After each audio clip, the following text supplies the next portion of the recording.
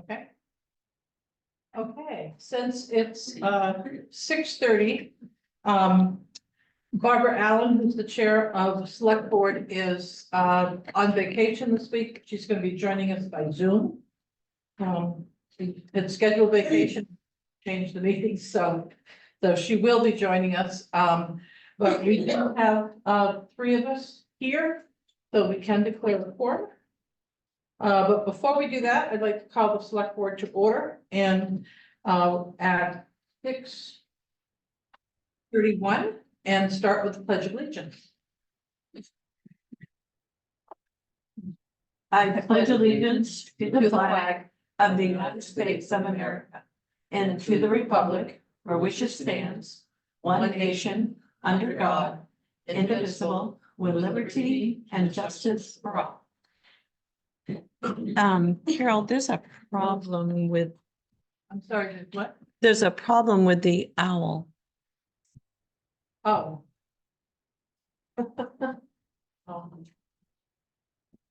Is it this button over here? Does anybody see that?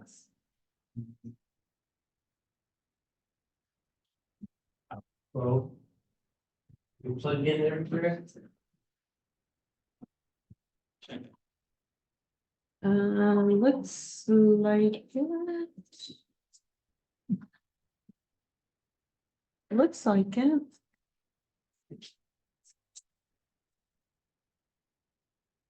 I think that switch should be red if it's on. It looks like there's. Right here. Yeah. Aha. There we go, now we got. Oh, You are correct, there is a button here and there's a button here. Here, So is it Or- doing its thing? It is for muting. for muting. So, Okay. you- So Barbara, you don't look suntan yet. You have to unmute. Until today, it's been pretty cool. I should have Yeah. brought my gloves and hat for the first couple days. Oh, there you go. Hello, sir. Okay. So the first thing I just wanted to, make sure we're in agreement one way or the other is, I do have copies of the remote, participation policy. And it does say that, special meetings called while away on a scheduled vacation is allowable to do remote participation. And I just wanted to make sure that we're in agreement on that as a board. And if not, to discuss that so that, Barbara can vote if, as she so pleases. So I don't know, Is there there- recall when Ricky was sick, Ricky participated. I knew So he you was sick, do but have that this, ability. if you're on vacation, you can't, but this is a special meeting while on vacation. So if we're all in agreement, we'll go ahead and say there are 5 voting members here tonight. Is that okay with everyone? Yeah? Yes. Okay, all right. Okay, so, now that we've done that, the first, piece of business is public comment. Is there anyone here who has something like to bring to the board's attention, which is not on the agenda? This is a time when we allow a short period of time to go ahead and speak and tell us what's on your mind. Any public comment? And no one remote. Okay. So at that time, our next order of business is to review and approve the minutes from January 2nd.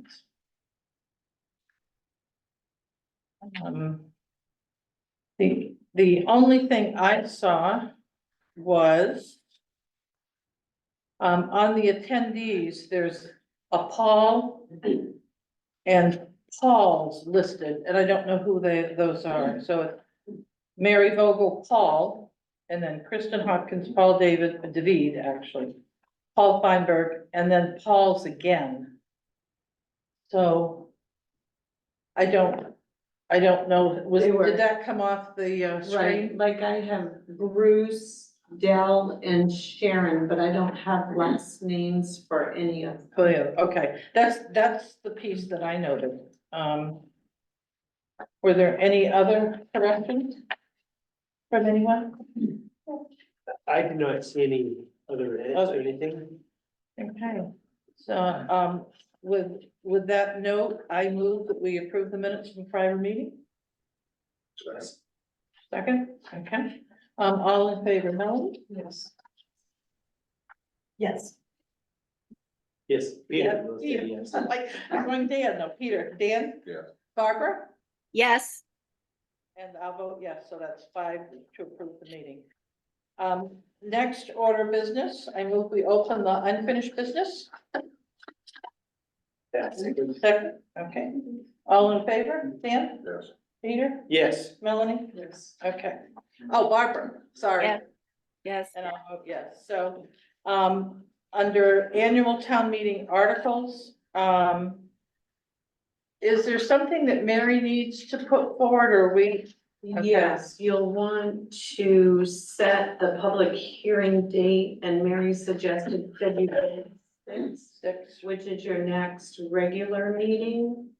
And there is some paperwork in the gray folder to sign. She asked if Oh, you would okay. make a motion to approve the secret ballot warrant articles and to put them to the public hearing February 6th. Okay. Do I need to read each of these 8 articles into the record or not? Okay, bear with me. So this is municipal officers notice of public hearing, secret ballot referendum questions for the March 15th, 2024 meeting. Notice is hereby given that the municipal offices of the town of Belgrade will hold a public meeting on Tuesday, February 6th at 6:30 PM at the Belgrade Town Office in said town to hear public comments on the following referendum articles 3 through 8 for the annual March town meeting as listed below. Article 3, shall the town vote to raise and appropriate from taxation $1,138 for the Sexual Assault Crisis and Support Center. 2023 actual was 1138. 2024 is 1138. Select board recommendation was 3 for, none against, 2 absent. The budget committee recommendation was 3 for, 1 no, and 2 absent. Article 4, shall the town vote to raise and appropriate from taxation $60,000 for lake protection to be dispersed to the following lake associations in fiscal year 2024 as follows. Belgrade Lakes Association, Great Pond Milfoil Removal, 2023 actual is 24,000. The request for 2024 is 24,000. Friends of Messalonsky, Belgrade Stream Milfoil Removal, 19,650. The 2024 request is 19,650. Seven Lakes Alliance, Courtesy Boat Inspection, Youth Conservation Corps, 2023 actual was 12,600. 2024 request 12,600. Salmon McGraw Lake Association, Courtesy Boat Inspection, Youth Conservation Corps, 2023 actual was 3750. 2024 request was 3750 for a total of 60,000 for both 2023 actual and the 2024 request. Funding from property taxes would be 60,000, which was what the actual was in 2023, and the request comes in 2024. The select board recommendation was 3 in favor, 0 against, 2 members absent. The budget committee recommendation was 3 in favor, 1 person opposed, and 2 members absent.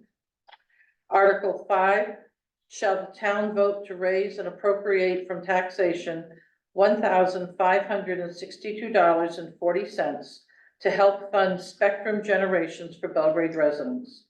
The 2023 actual was $1,488.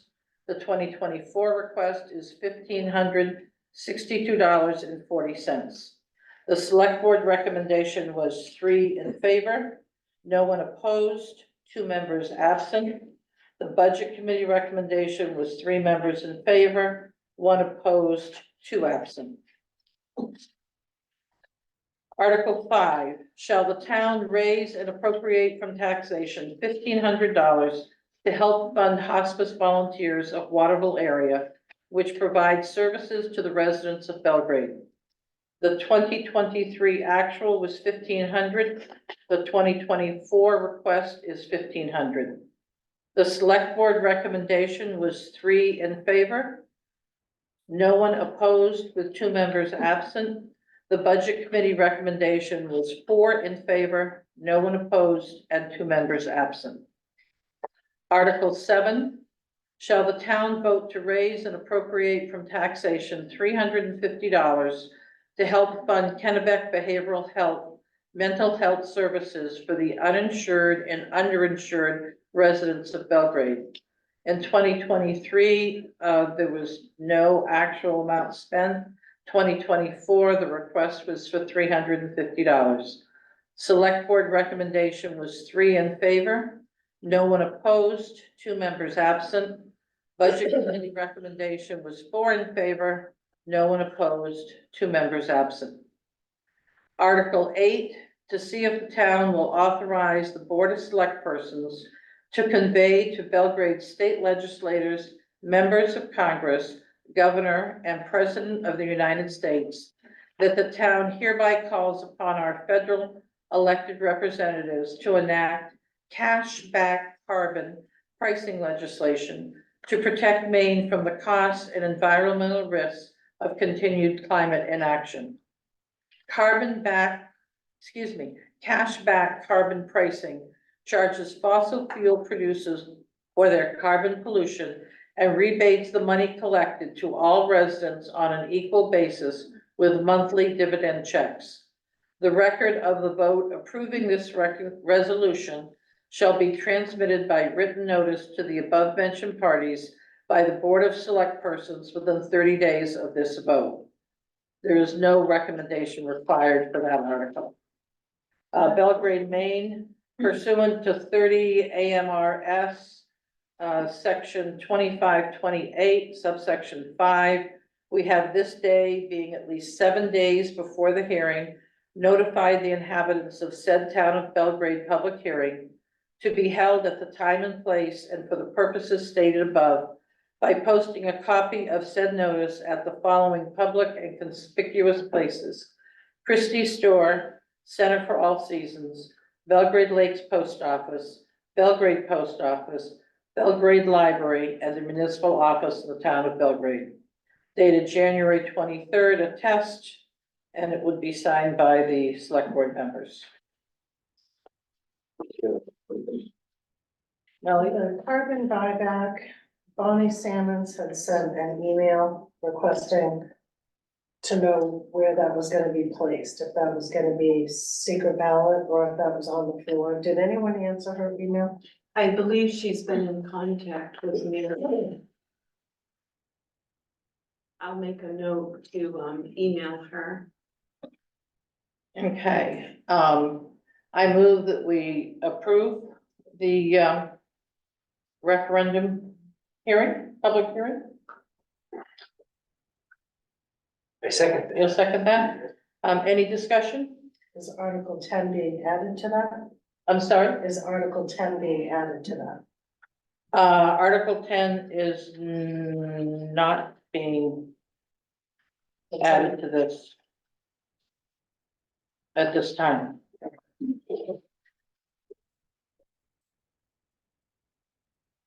I don't know that we're ready on Article 10. Okay, so was there a second? I seconded. You second, yeah, moved and seconded. All in favor? Melanie? Yes. Yes. Peter? I don't know in favor. Dan? Barbara? Yes. And I vote yes, so that's 5 for that. Carol, I want to just say something that the meeting owl is not transmitting video except for Lorna. I can hear everybody fine, but the panorama isn't working. So I'm okay with it, but just so you know. Okay, Does anybody, Peter, do you know? anyone know what the, I'm looking for a setting that would change that, because there Does should be anybody something, know? as you speak, it would go to that person. It should Right. Under which thing? It should be under the camera. She goes over to Okay. her left. over to the camera? Yeah. So Either the- the- Oh, right. Arrow, That? Yeah, click check on it, that. and it should be share, I can't- Meeting owl. Yeah, There it is. Okay, Yay, thank you. a lot of calls. thank you, because I wouldn't know that one. It's okay. We know now. We know now, okay. Who are we thanking? I couldn't see. Tracy. Tracy, okay, thank you. Okay, I move we open new business. I second that. All in favor, Melanie? Yes. Peter? Yes. Dan? Yes. Barbara? Yes, And I vote yes, so, oh, wait a minute, we're on unfinished business. Did I say new business? Yeah. You did. I was incorrect. So I move we open unfinished business. we did. That's the warrant articles. I know, but I said new business, not unfinished business. Next, we I need to go misspoke. to new business. But are So- we doing anything with Article 10 that is in our? Article, yeah, so Article 10 is the first item under discussion here. So the town's attorney sent over 3 or 4 different ordinances from other towns. And speaking personally, as I read through them, I like parts of all of them. And I'd sort of like to see us pull pieces of it together to have a final article to vote on next meeting. I don't know how you folks feel about it, but That's fine. I mean, I like Lewiston's in general, just by changing a few words.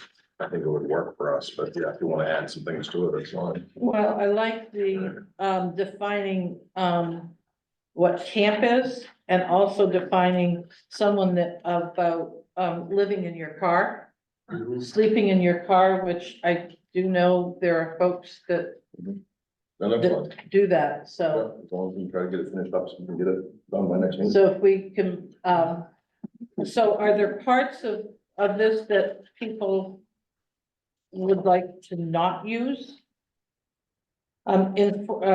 Ordinance may be enforced by any police officer. Do we want any other type of enforcement? Well, under Lewiston's, that was one of the paragraphs that was there. It said, could be enforced by a police officer or any other law enforcement officer. I took out the first police officer and I put down code enforcement officer, town manager, or any law enforcement officer. Okay, Because the town could go in, CEO or the town manager could go in and say, you can't do this, and if they refuse, then you call law enforcement and have them deal with it. right, yeah. Is any other discussion on that part of it?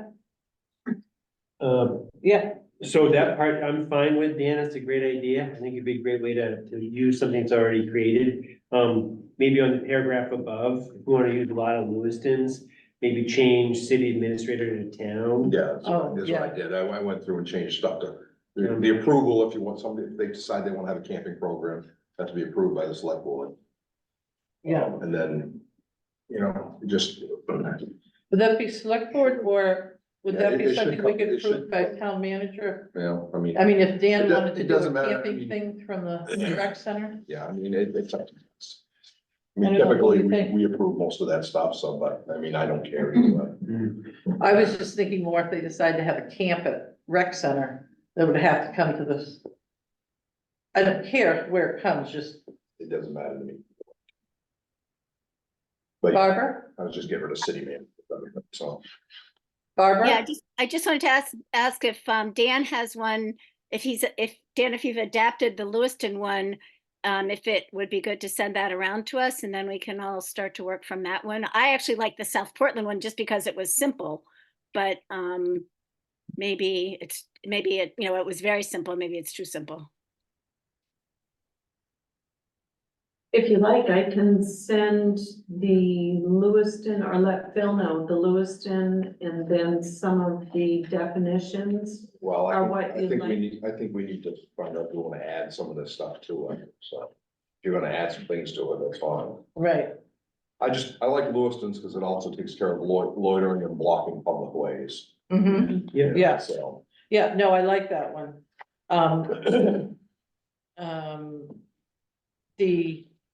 it was just, I like the sleeping in car one, yeah. that we that's fine. add that We word. can add, if you can add that in, that's fine. And then, I also like the fact that they were defining recreational vehicles that they can't leave.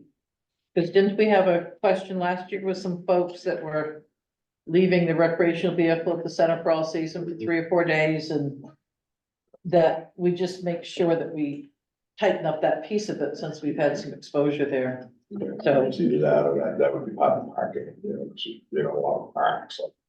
Yeah, But either way, I mean, I don't have a problem with adding a few to it, it's just, out of all of them, I did like, I agree, Lewiston I like. encompassed an awful lot of it. Mhm. And some of the other ones had some other good points, but. And this had, one of them had a fine amount. Did Lewiston have a fine amount? No, though I didn't see a fine amount. It was just error violation of it, so you just be prosecuted for basically trespassing.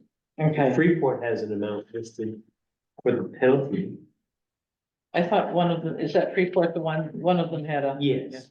I don't know if we wanted a fine amount, but It's just a matter of, then you're chasing fines. then you're I'd rather- chasing I'd fines. rather just- I'd rather just I have think somebody. without it, I think Right. without a constabulary, it would be hard for us to have a fine amount. It'd Right. be hard for us to enforce that. Well, and the other piece to it is if we vote on it and it has a fine amount and we want to change it 3 years from now, we'd have to go back and vote it in again as opposed to leaving it open-ended. Yeah, I mean, I'm just happy if we can have them pulled out for trespassing, Yeah, that way we're not, it's a simple. Yep. And we don't have to worry about chasing violence. okay. Anything else, So- Barbara, that you want to put in? Well, and so just what's the next step? Would this then, would be ready to have this go to the floor of town meeting? Well, we've got to finalize it If we by finalize, whatever the certain date is. I we know, finalize it for next meeting, vote on it, and then it would go on the floor. Right? and if not, it could go on the June referendum, the June school budget vote. But I mean, it seems simple enough that we should be able to get it. I prefer to just do it all as part of everything else rather than having that. Yeah. Okay, well, let's see if we can do that, have it ready for the next meeting and vote on it then. Okay, all right, the next article is Article 13. To see if the town will set Friday, September 6, 2024 as the date the 2024 parking taxes are due. For taxes paid after September 6, 2024, interest will be charged at a rate. I think that's what we need to set. Interest will continue until the tax and tax lien are paid in full. Additionally, to see if the town will set the interest rate to be paid by the town on taxes paid later, paid and later abated at 2% per annum. Interest will accrue from the date of the tax payment to the date of the abated amount is refunded to the taxpayer. The maximum, just so you know, under the maximum rate allowed by the state of Maine is 8.5%. Last year, the board set the rate at 3.9. Anyone have a pleasure on? I have a question. Yes, Is there a reason we would want to have the maximum interest rate placed on this?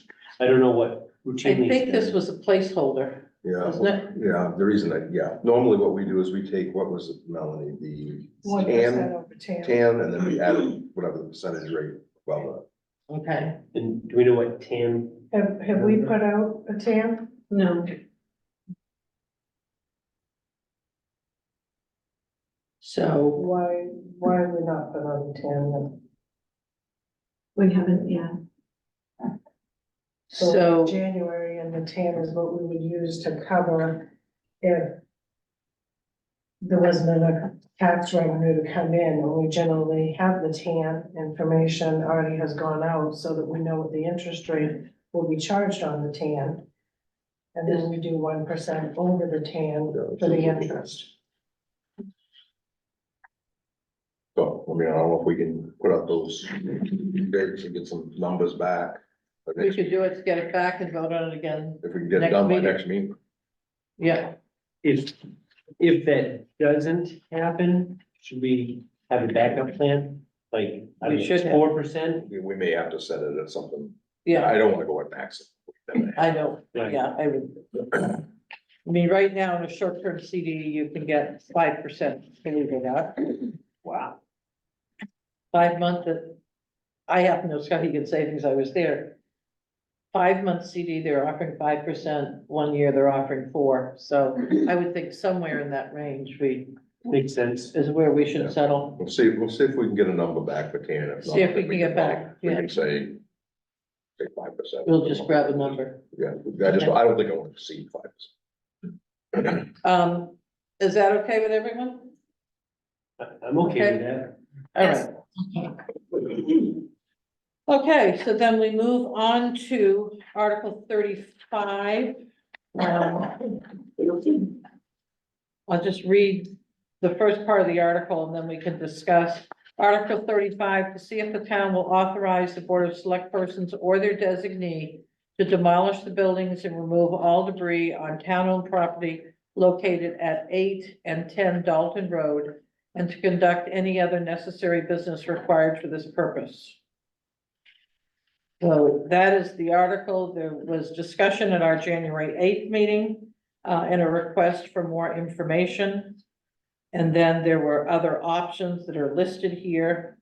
The one I don't see listed specifically would be to, and maybe that's what it is on the last one, is that we list to have someone just sell the building and move it, similar to the way they moved one. One of the buildings was moved a number of years ago. Just my personal opinion, I'd like to see us deal with number 8.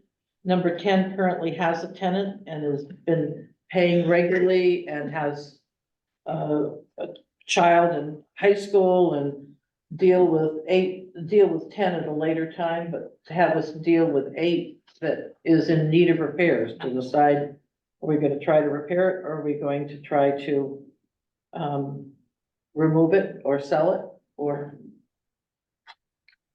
Melanie? I had requested when you folks first were discussing this, that we need to have the full accounting, not just general maintenance and repairs, but remind the taxpayers what year we purchased the properties, what they paid for the properties. Because this does not give a clear picture of the amount of money that the citizens have invested in those properties. And I think that, Well, I think, yeah, I don't think there's enough information here. I had looked at this when we first talked about this, I think when we put the roof on 2 years ago, of what the expenses are for we know what the income is, but we also have electricity and heat that comes out of that. So it changes the delta on when your cost to return. And I think this is something we should really dig into and look at and have it ready for the June warrant would be my suggestion. I don't know. I don't think we have enough to make a decision on. and I don't like taking something that's this big of a decision and putting it in June, when we're lucky if we get 50 people to 100 people. I think if we're gonna do this, there are a couple pieces that we are remiss on. My understanding is nobody even noticed the Historical Society or the tenant that this was a possibility, and I think that that is incredibly wrong. So,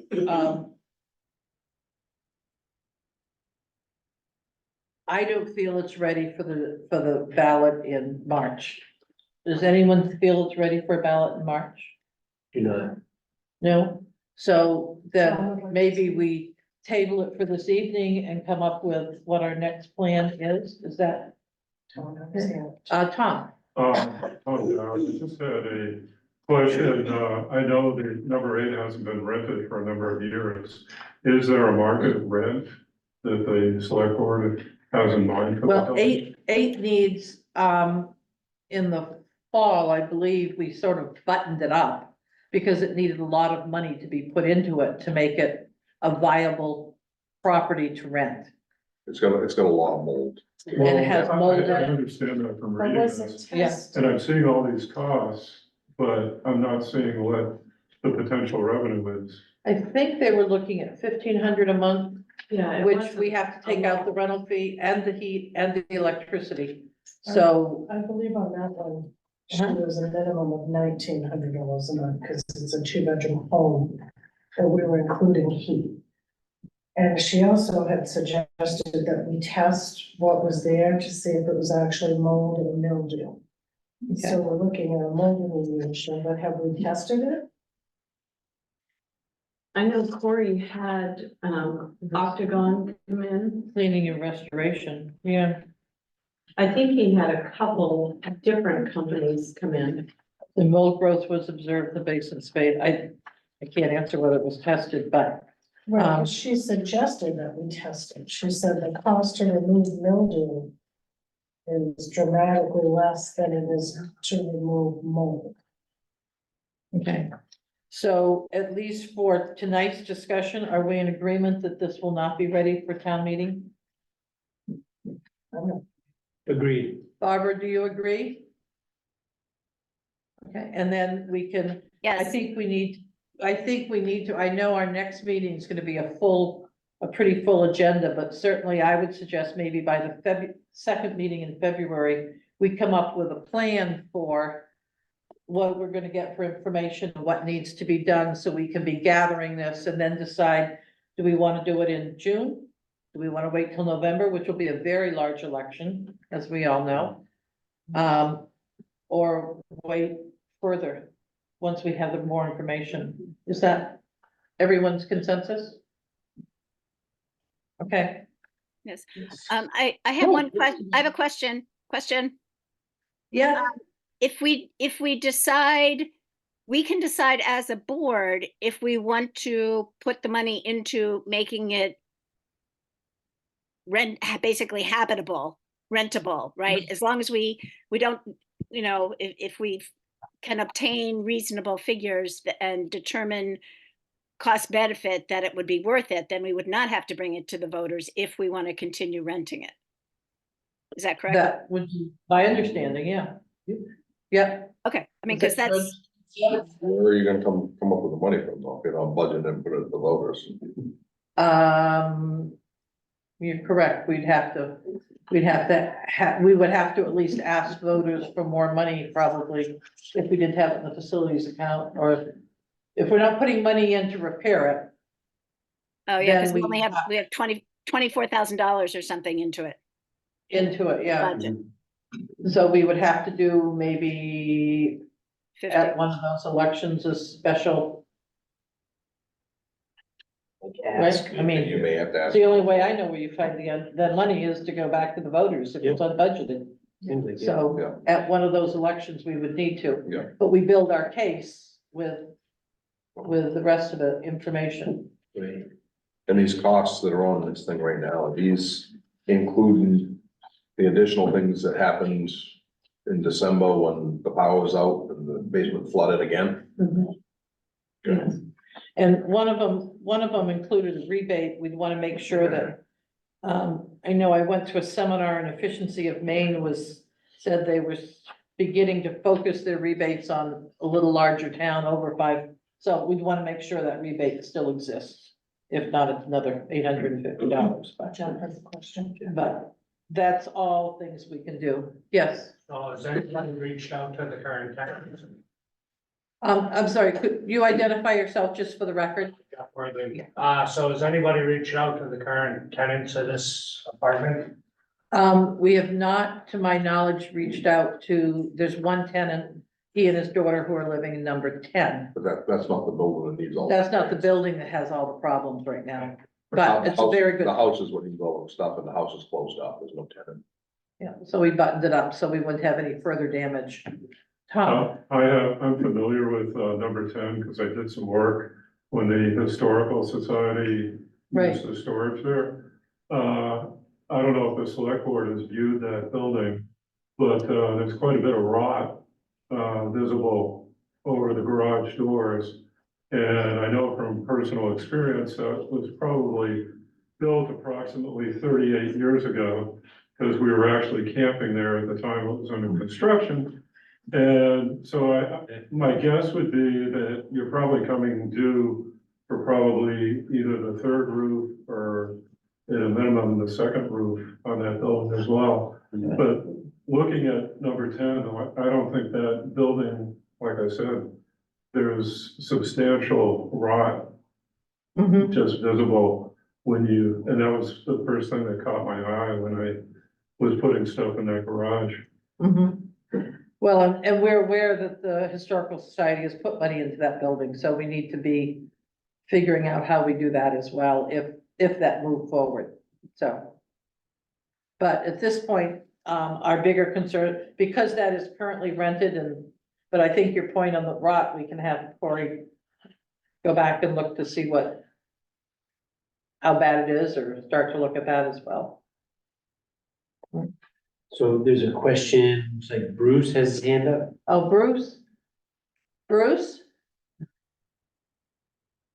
Yes. Bruce, you need to unmute if you're trying to talk to us.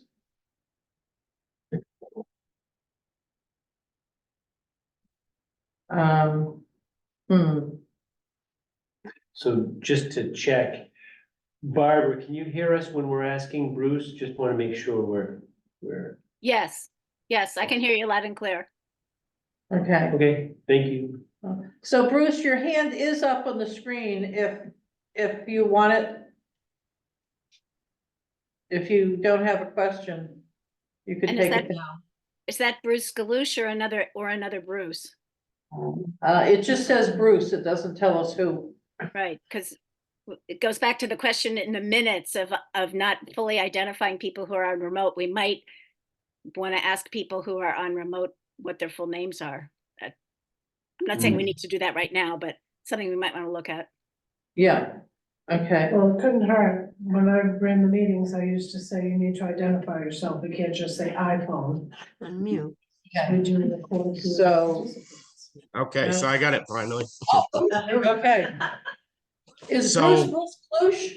That's. Yes, Bruce Galush. I recognize that. So my thing on 8 Dalton is the biggest thing is like you guys have been saying, you should somehow, even if you have to put it back into the capital reserve or back into the general fund, is I think you ought to put another $25,000, because you got 24 there now, another 25,000 in case the voters vote to repair the building. Then you have the funds. You don't have to go back to special town meeting, because the longer you let that building set, the more money it's going to cost to fix it. And the other question I got is, you look at the numbers, they're not all there. We purchased 2 roof set building. That should be on there. We had chimney work done there, liner and repointed for the chimney. That's not there. So there's a lot of expenses that's not there that we have spent out that needs to be on there. I think some windows were done. Right, yeah, that's, Bruce, what we're going to do is not put this to the voters in March. So we will go ahead and gather the rest of the numbers and make sure we have everything before we make a decision one way or the other. Okay, just like I said, the longer you let this building set, the worse it's gonna get. So if the voters decide in June or November, we want to fix the building, you're gonna be explaining to the voters why we dragged this down the road so far. Okay, noted. Okay, So that's number 35. We'll table that, and is it fair for us to to look to get numbers back for the second meeting in February? Is that, The 20th, yeah, February 20th.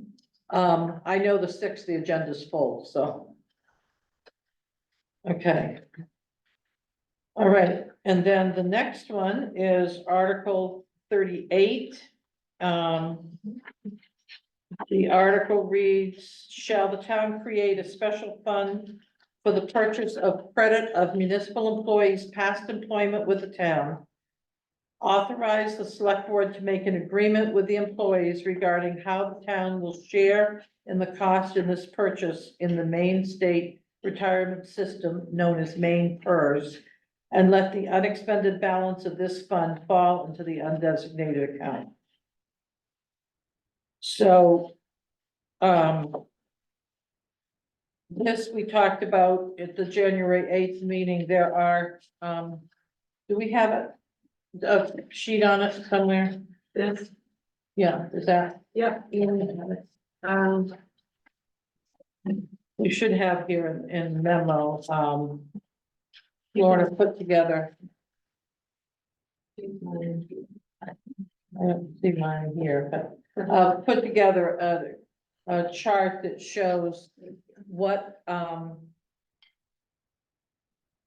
let me see if I can explain this. When people, if employees if existing employees choose to join the Maine PERS retirement system, they are eligible to buy back their employment time prior to them joining Maine PERS. And the town, in that buyback, it was done with 2 folks in the fire department last year, I believe. So we have a chart that shows what the town's cost is and what the employee's cost is. And an employee can buy back their time anytime before they actually retire. And because this is an unfunded liability, the town's share, we're looking to set aside the amount of money that would be the maximum amount that if everyone chose that buyback. And that we would take from the undesignated account, set up an account, Maine PERS account or whatever we want to call it. And then we say, if in 2 years, the employee does not buy back their share, that the town is not obligated past a 2-year period, and we're allowed to put that period in. And then, so that would be one question, and then the other question, help me out, Lauren, if I'm wrong here. They've given this to us as one space and time, if this gets approved at town meeting. Within 30 days, that interest makes all of these numbers grow. So, I would suggest that we say, we, the town, pay that interest for 2 months. So that an employee that decides to join all of a sudden says, oh, where am I gonna go and get X thousands of dollars to do this?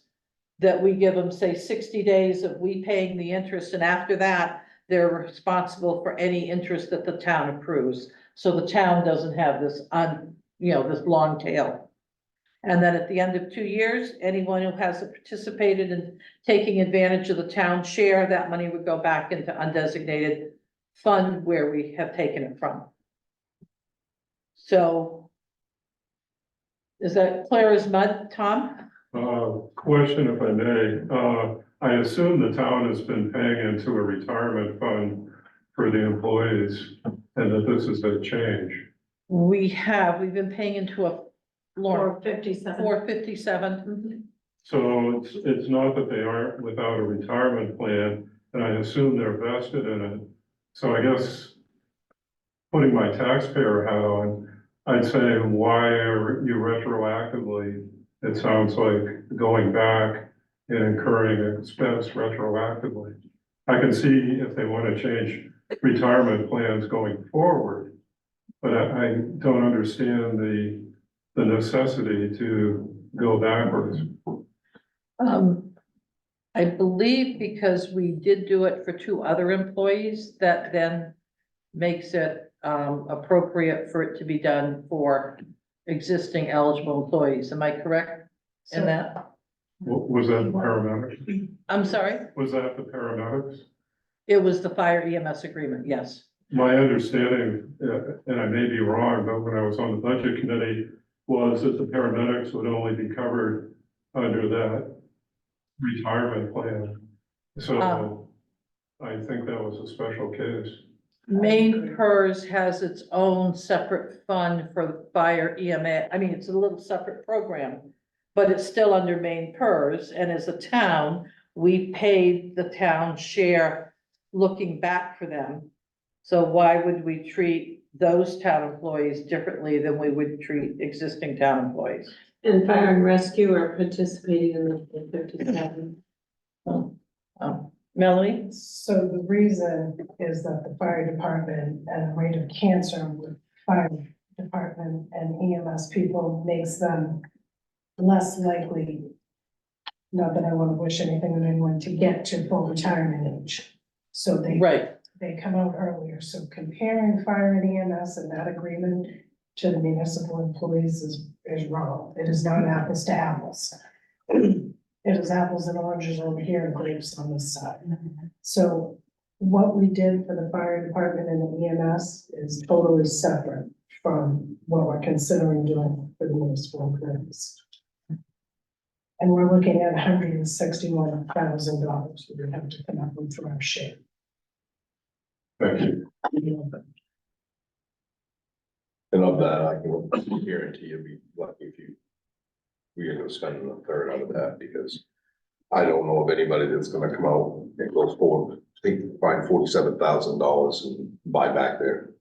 I mean, they would have, so let's say someone's 50 and they could buy back, but their buyback cost, without using any names, is about $48,000.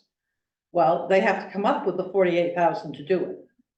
The town, what I guess my suggestion is we limit it to 2 years.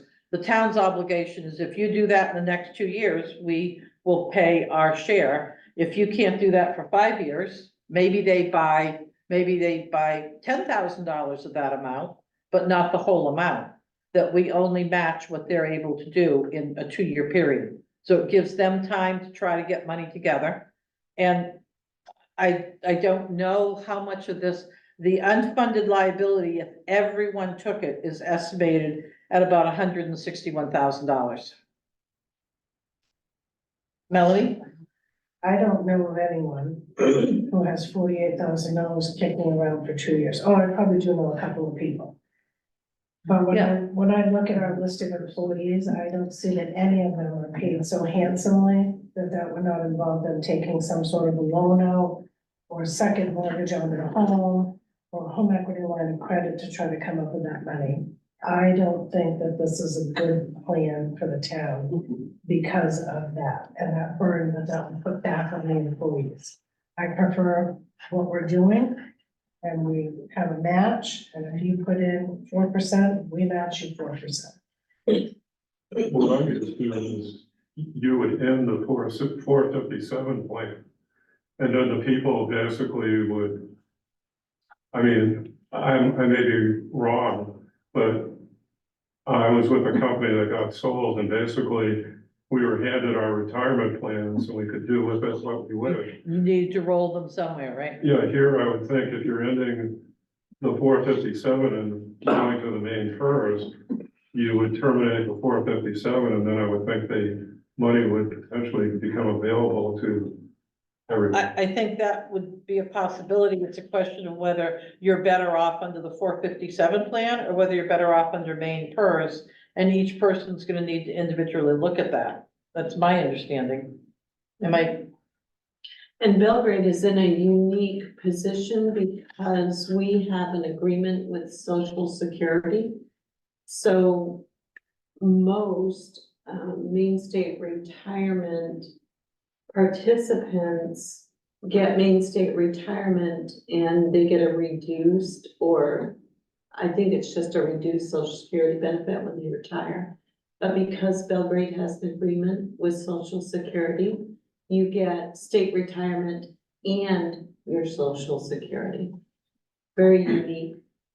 And Maine State Retirement is a better plan for employees than the 457. Well, just to clarify, is anybody gonna stay on the 457 plan once this, assuming people have the main PERS option?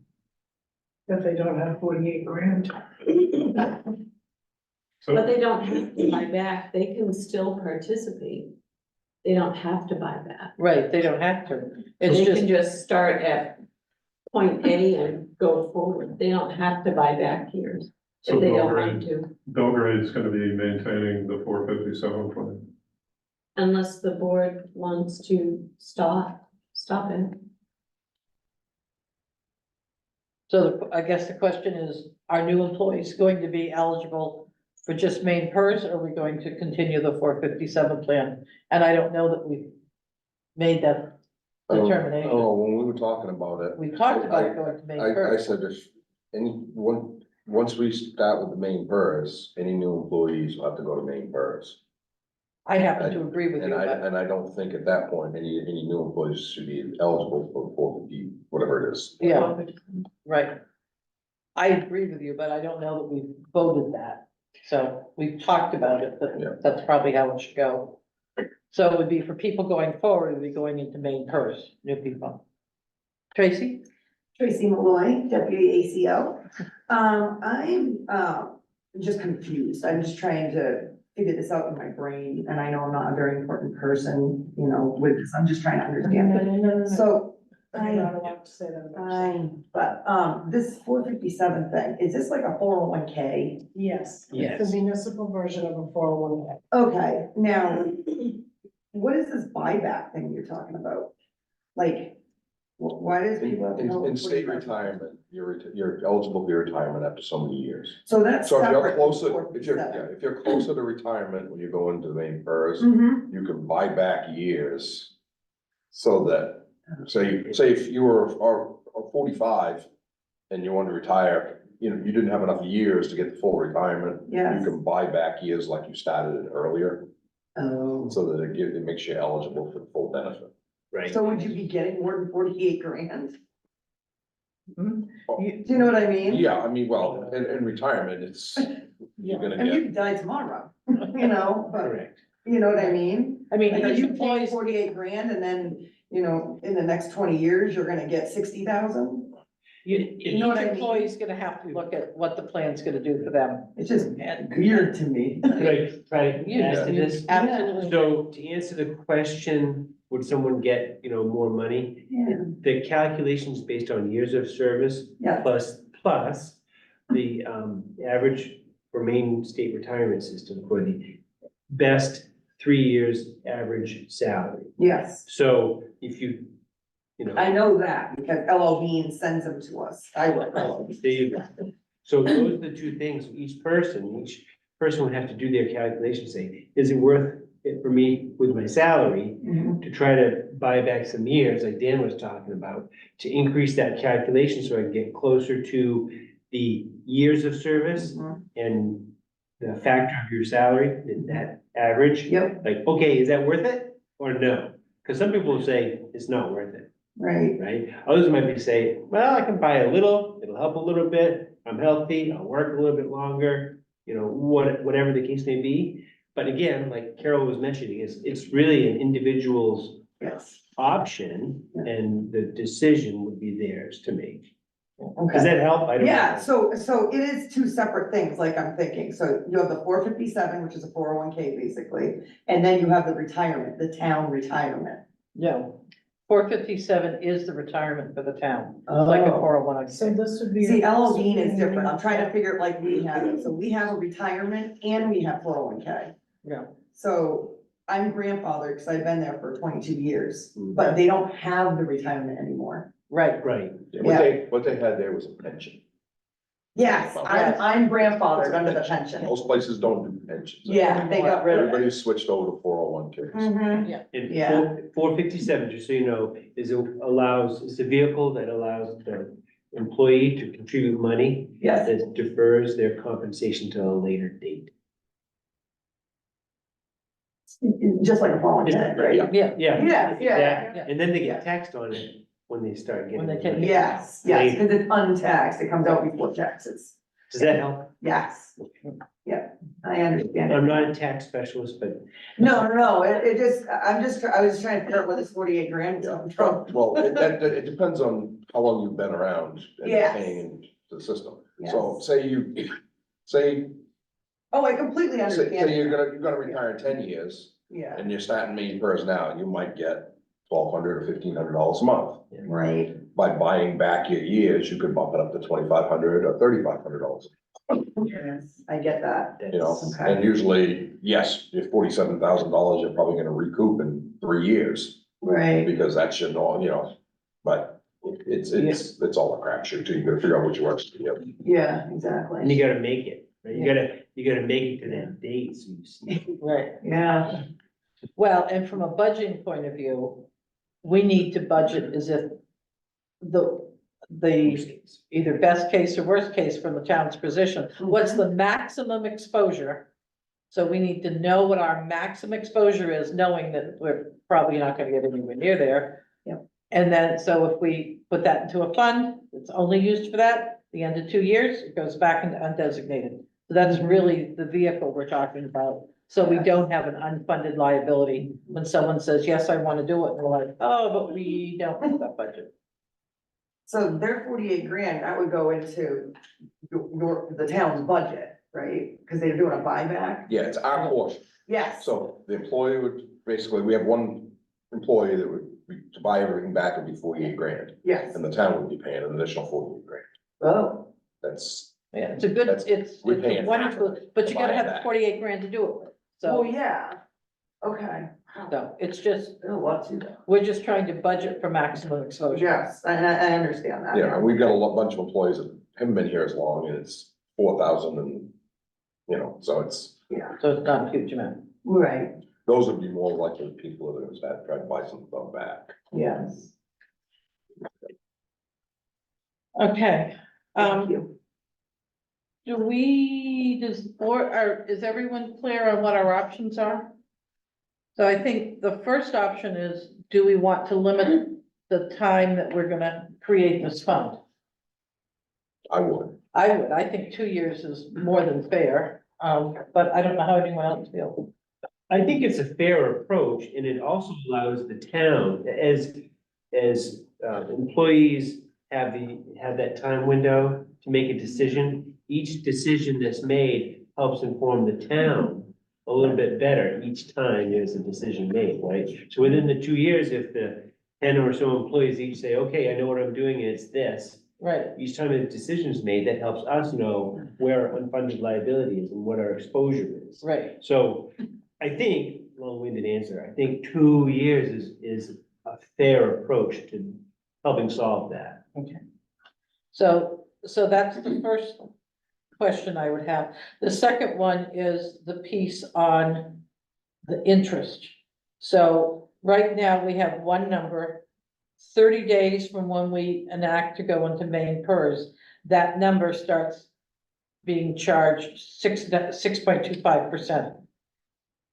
6.5. So we're saying, or a suggestion, I guess I would make the suggestion, that we say, we will so 30 days, I don't think is enough time for for employee to say, yeah, I want to do it, but I can't get to my money or whatever, or is tied up here, or I'm gonna take a home equity, or whatever that funding is, that we say to the employee, you have 60 days, so we'll pay a month's interest if we have to, if someone comes to that time. After that, the employee would be responsible for the interest, so the town's not on the hook for 6.5% for 2 years.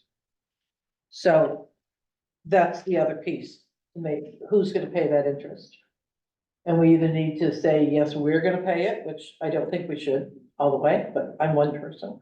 Or do we wanna put 60 or 90 days? I mean, there's a period of time, and then after that, they need to make their decision. Is that clear as mud? It's a little foggy for me, honestly. I mean, I wish I don't could say. think Laura, can you help me out?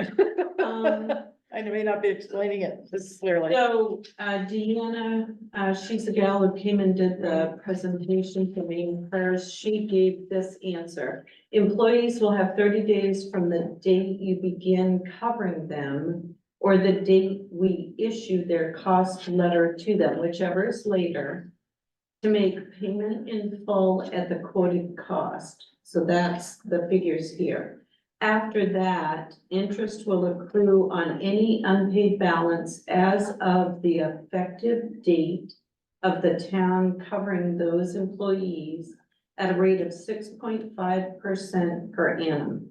For this reason, it may be beneficial if the town wants to participate with employees if they purchase their service for the town to set a finite amount the town will pay. And then it goes on the next page. Right, the board can include in the warrant article a set amount they will contribute for each employee's buyback after a certain date, 30 days. And then the interest charged after that would be the responsibility of the employee. So you could, I think, Carol, what you said was 60 or 90 days, and then the responsibility would be the employee. So if we say to them, you have 90 days, the first 30 days, there's no interest. And then the obligation of the town would be that 2 months of interest, if we want to do it. Sorry to Is that- interrupt, Oh, Tom? sorry to interrupt again, but I think my wife had a similar thing when she was in Massachusetts, going from one retirement plan to the Middlesex County retirement plan. And basically, I think what you may find is the 457 plan is going to allow you to move money out of the 457 with no tax implications to go right into the main PERS.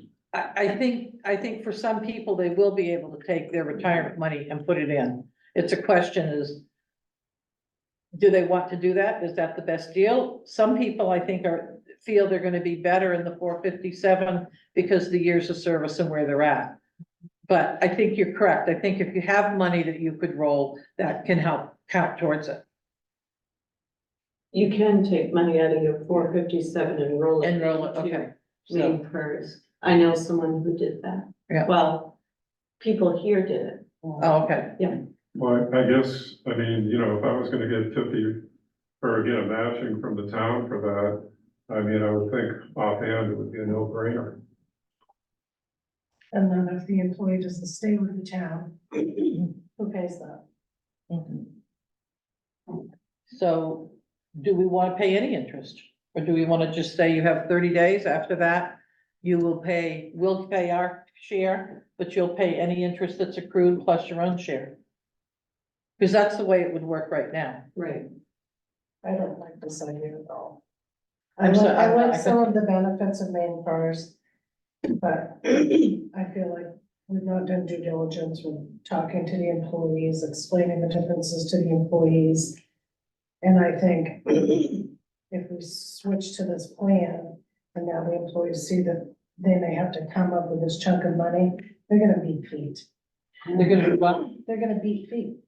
But they don't have to buy back if they don't want to. And if they're already participating in the 457, they can They continue. can just stay where They they don't are. have to go to main Right, PERS. no one has to go to this main purse. I'm also comfortable with us not putting $161,000 aside in something. I think our budget went up exponentially with these proposed numbers. And I think if we can hold this back for a year, then I would be more comfortable with that.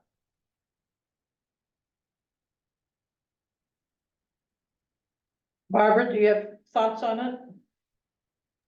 I'm thinking of new employees because new employees would be, if we go to main PERS, then new employees would automatically go to main PERS. So basically, the question is more for the long-term town employees, right? Right, they're basically, And you know, as someone else said, I mean, we're not forcing them to participate. They can start participating as of a certain day and still keep their 457. And if they wanted, I think the issue is if they want to take out the 457 and put it in main PERS, it sounds like they're perfectly able to do that. Right. So not all of these people, when I look down this list, Barbara, probably have a retirement account. There are a handful of our employees that may not have one outside of the 457. So to assume, I don't know, I guess I don't like to assume that these people can come up with this money to buy back their portion. I don't like that. But they don't. But they don't have to. They don't have to buy it back. And It's we just don't have an to put option. 161 grand in an account for a just in case. Well, if it's sitting, so help me, if it's sitting, if it's undesignated money now, sitting, and we take it from undesignated and put it into an account. And then when, at the end of 2 years, take whatever's left and put it back. We're not raising and appropriating any money. I mean, isn't that just using, we're still earning interest when we do that? Isn't the money still Yes. there? We're just saying that 161, we can't spend on anything else if we had to spend everything. I think that's what I'm thinking we're saying. I could be wrong in the way it vehicle works. You're right, you're just actually on paper. On making- paper. Making another reserve account. Another reserve account, But with existing money. right, with existing money that's already earning interest, gonna earn interest either place. We're just making sure that it's designated for those people So it's that take the time.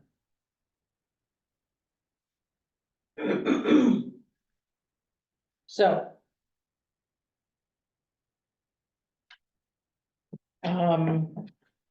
Dan, did you like the idea of 30 days only? Yeah, I don't think we should be doing this straight for 6 months. Okay. Peter, do you like 30 days only, or, I do, okay, yeah, 30 days will work for me. all right, Melanie, do you? Are you comfortable limiting it to 30 days? I don't know that 30 days is enough time to get people to come up with money if they want to do a buyback. I think we're looking at 47,000, 20,000, 7,000, 37,000. 3,600, 64. I mean, and people can do, they don't have, excuse me, just, they don't have to do the whole amount at one time, just, they could do 10,000 this year and 10,000 next year. No, they're gonna be paying 6.5% interest every single month. No, that's a buy, that's an animal, I believe. No, Says yes. Annam. Yeah, So for it's like animal. And they don't point, have to point buy five back. something per month. They don't have to do buy it. back anything. And they don't have to spend that money, that's correct. Yeah.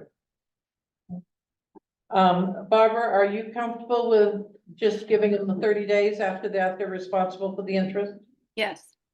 You are, okay. So are we ready for a motion? Or wording on the article? I mean, shall the town create a special fund? I assume we should put the number in there of 161,000. 7910, I don't know if we have to be that exact, for the purchase of credit for municipal employees, and the rest of it would read the same. Regarding how the town, somewhere we need to put in this account at the end of 2 years. So maybe this needs to be worded so we can vote on it next meeting. Yes, I can. Is that- I So that we think get the exact wording and make sure that we're correct. right, But our consensus is that we've set up the account for a 2-year period. The employee would be responsible for interest after 30 days. And at the end of 2 years, any money in that undesignated account would be put back into, in that special account would be put back into the undesignated account. Right. Now, Carol, I don't have all my papers with me, but we do have 2 articles related to main PERS. according to the notes I have, 37, which adds the coverage. And I don't have that language here. I don't, it wasn't in the packet, but I just want to be clear that, you know, we do have, this is the second of two articles. As So a, the first one, I think we voted on the Article 37. yeah, But 38, we were waiting to set up the account. yes, Am I correct? I think so, yeah. 37, there's no vote on. 37 needed the Okay, parameters you just mentioned, like the 2 years. Oh, and the okay. 30 Right, days. that's what, yeah, that's what I thought, that we're sort of Alright. getting the two confused into one. yeah, I was looking just at 38 from the book. Yeah, Okay. and I don't have the warrant articles all with me, sorry. Okay, 37, the town agrees to add coverage under regular plan AC for its full-time general government employees and appointed officials effective April 1st, 2024.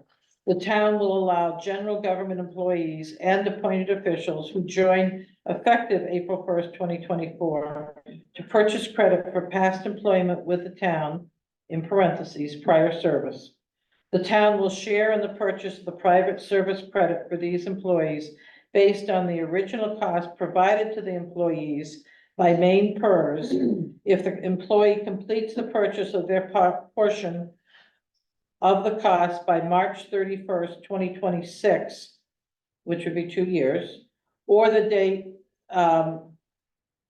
it should be they terminate employment with the town, whichever is sooner.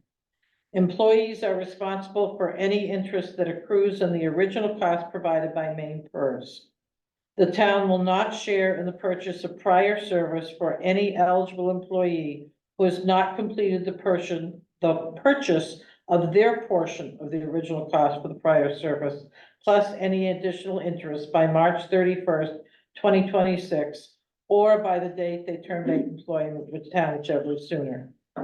The town authorizes and directs the select board to determine how much the town will contribute towards the purchase of each eligible employee's prior service at its next meeting, and directs the select board to provide that information to each eligible employee and to main PERS by the end of the business day immediately following that meeting. The town will continue to provide special plan 3C to its full-time firefighters and emergency medical service employees.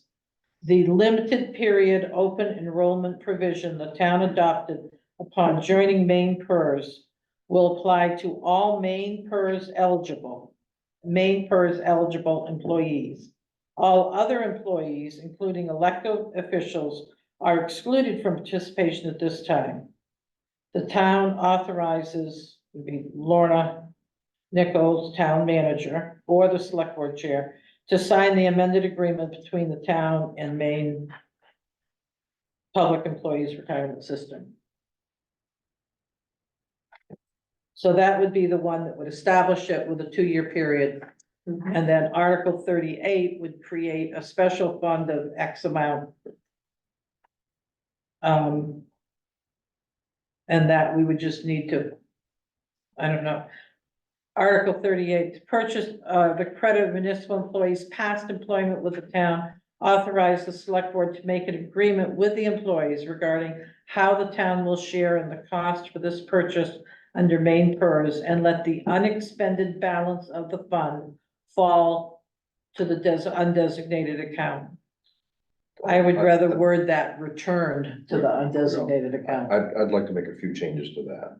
Okay, I'd prefer it to read, shall the town create a special reserve account? special reserve account, yeah, For the purchase of, all the way till you get the word town, and then after the word town, it says, if they so choose. The Yeah, employees if they so- don't have to do it, Right. if they choose, mhm, then authorize a select. Before board. the semicolon. Dan, Yes, If they because it's- so choose. right, because it's purchasing the credit that the employees choose to do it. So, Okay, got it. mhm. and then at the very end, where it talks about the undesignated, money going back to the undesignated fund account, or where you gonna put it. It also should say after 2 years from the date the town enters into main Right. PERS. Yeah. Yeah, I would just say that it returns to the, so it's clear that it came from undesignated and it's going back to undesignated. So do we want to vote on both articles next meeting? I'd like to find the final language in case we look at Okay. it, we'll still get something. All right. Yeah, if we could aim for that, Yeah, you know? well, we have to do it for next meeting. Right? It should be easy. enough. Should be easy enough, it's minor change. The only Yeah. other thing that's- Okay. Barbara? I had a question for Dan. I'm not sure I got all of his wording at the end of the sentence, and let the unexpended balance of this fund return to the undesignated account. Was there any 2-year specification in that you wanted to add? Yeah, at the end of it, I said after 2 years from the date the town enters into main PERS. Because that's what we're saying. At the in very, this- at the very end. At the very end, yeah, Okay, Because that's what okay. we're saying here, is that 2 years, we're not gonna get the right. money, so. Yeah, on this one, we use March 31st, 2026, so we probably should And use that's, the same date and have it, and that's have a fine, match. yeah, as long as there's an end date on this one too. Yeah, And I really do think somewhere, whether we go back into our employee policies or whatever, if once people start in the main PERS, the town shouldn't be contributing to the 456 or whatever it is. Should only contribute to one. Yes, for the employees. Yeah. Right, Right. yes, so if you pick to go to main PERS, you're in main PERS. Yes. If you don't wanna go to main PERS, you wanna stay on social security, we're doing 456, so Agree. I don't think we should do both. Absolutely. I agree. 100%. And that's kind of what happened. That's what we supposedly were gonna do when we did this the last time with firefighters, and it got messed up. So Yeah, I think that's gonna have to end too. Yeah, that already has. Okay, And just making it clear in policy. we're gonna make sure it's a policy. yeah. Okay. So that's the discussion. Tom, did you have a question or no? Well, I guess simplistically, can I ask, if today, basically the town pays, let's say, 7% share of social security plus 4% matching roughly for the town employees, so we're talking roughly 11% in total. If somebody goes to main PERS, what is the town contribution? I believe it's 9.9 9.9. for regular employees, and it's almost 13 for fire rescue. And those are rates set by main PERS. Okay, thank you. Okay, It is higher than social okay. security. Sample wording for, You get a better benefit for social security too, so I understand why it's higher. yeah. Okay, so that Article 38. Okay, so we don't need that. Sample wording. So it looks like that finishes that section, am I correct? Oh, we go to Article 40. Right. Okay, so Article 40 is to see if the town will vote to repeal Article 52, adopted as a perpetuity article in 2020. And then 2020, Article 52 said, to see if the town will vote to refund excess motor vehicle excise tax credits to the extent authorized by 36 MRSA 1482 subsection 5D, and authorize the Board of Select Persons to pay those refunds from the undesignated fund. This authority shall remain in effect until repealed or replaced. And we would vote to approve the following. We'd be replacing that article. To see if the town will vote to refund excess motor vehicle excess tax credits paid to the town of Belgrade to the extent authorized by 36 MRSA 1482 subsection 5D, and to authorize the Board of Select Persons to pay those refunds from the undesignated fund. This authority shall remain in effect until repealed or replaced. Dan, do you want to explain this one? Actually, that one's pretty simple, and I've forgotten all about this one. But we set this up if somebody gets rid of a car that they paid $1,000 of excise tax on before the year's up or whatever, we've been returning it. But the problem is the way we had the article written is if they lived in Sydney and registered it in Sydney originally and then moved to Belgrade and got rid of the car, we were returning the money to them. From Sydney. So, but this just clarifies it, because if you had, if there's a paid to the town of Belgrade, then if you pay it to the town of Belgrade, then we can pay it back. Pay it back. So it's just a clarification of that, like, oh, that happened. Well, that happened once or twice. Right. And we went, Imagine that. Mary didn't like that one. Yeah. So, are we ready to vote on this one? Or do you want to wait till February 6th and vote on all If this one's done, we just vote on it, be of them? done. Okay, Yeah. all right. So can we have a motion to approve Article 40 as written and I read? So moved. So moved. Any discussion? Melanie? Seconded. She said. Oh, she said yes, okay. Moved, I seconded. Okay. Any discussion? All in favor, Melanie? Yes. Peter? Yes. Dan? Yes. Barbara? Yes. And I vote yes. So we got one of those voted on tonight. Yay. Okay. Is there any other unfinished business that I've missed? Okay, okay. I think we're going to take a 2-minute recess. And while we're in recess, if anybody's a Republican in the town who wants to sign my nomination papers. I'll sign it. Okay, so now I move, we open new business. Second. Second, all in favor, Melanie? Yes. Peter? Yes. Dan? Yes. Barbara? Yes. Yeah, and I vote yes.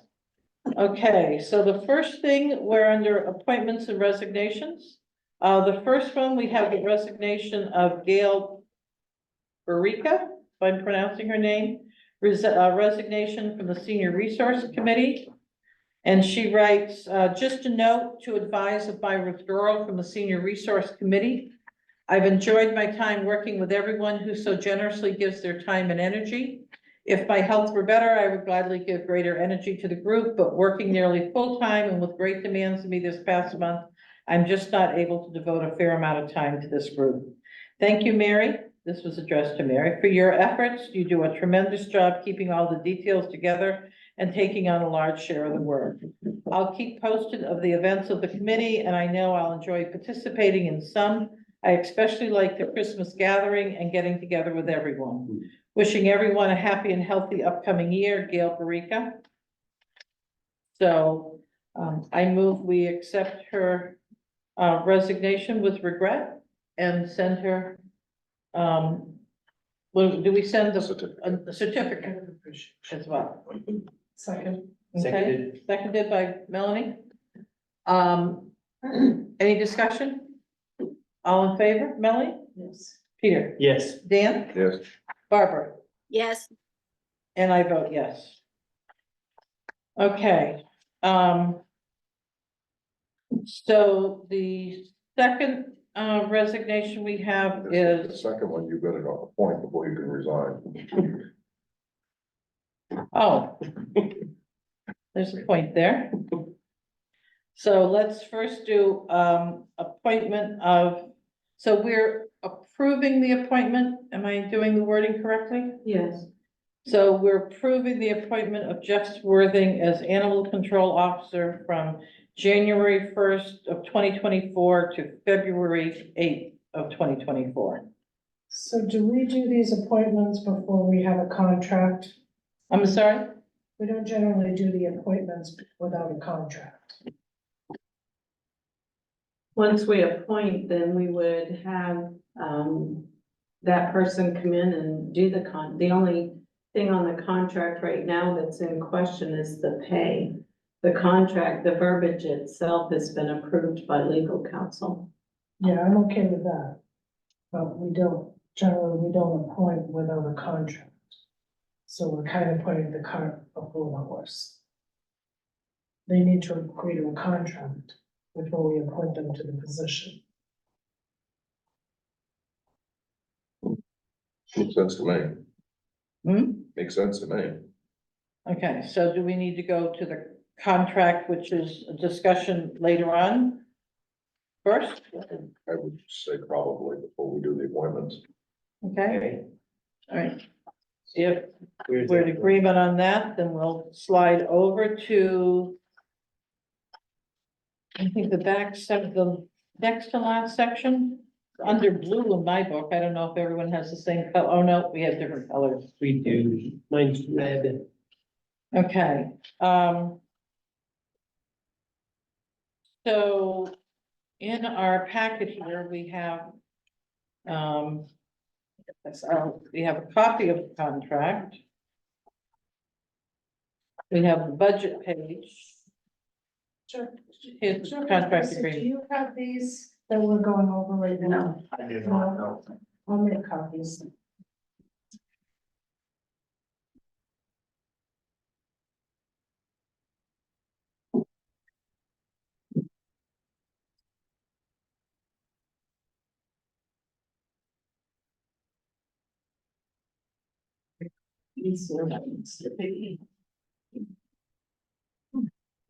Those are the ones we, had the other night.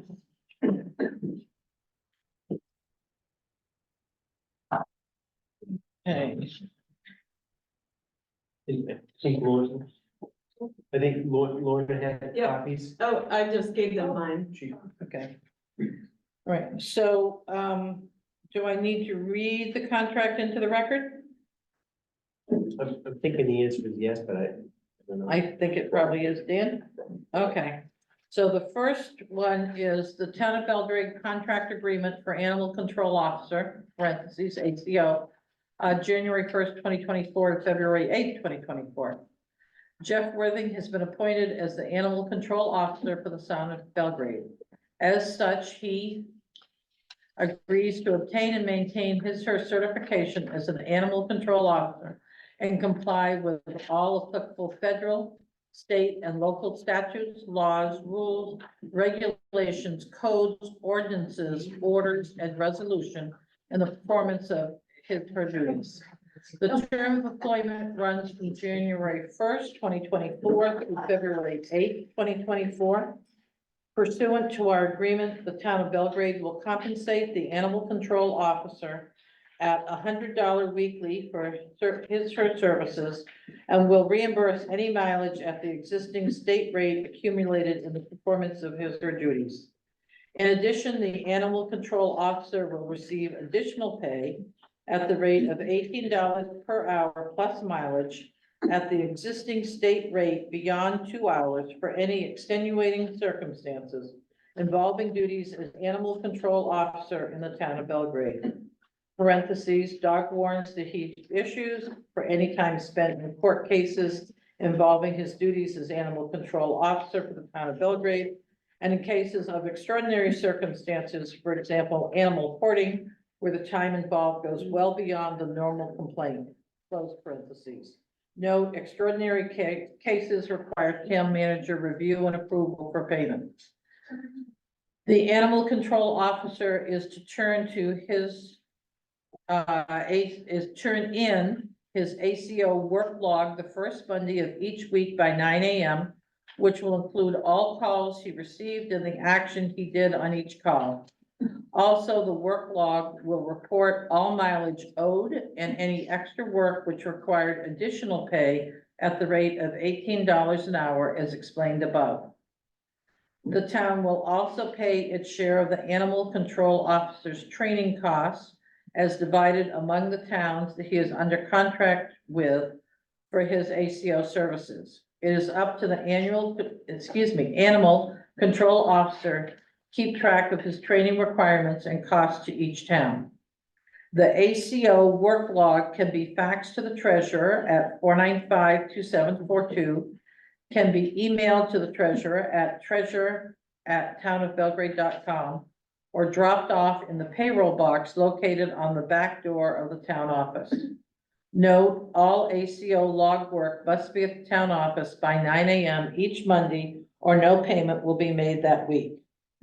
Most calls in an ACO, most calls to an ACO of an emergency nature. Therefore, calls must be answered ASAP and within a 1 hour period.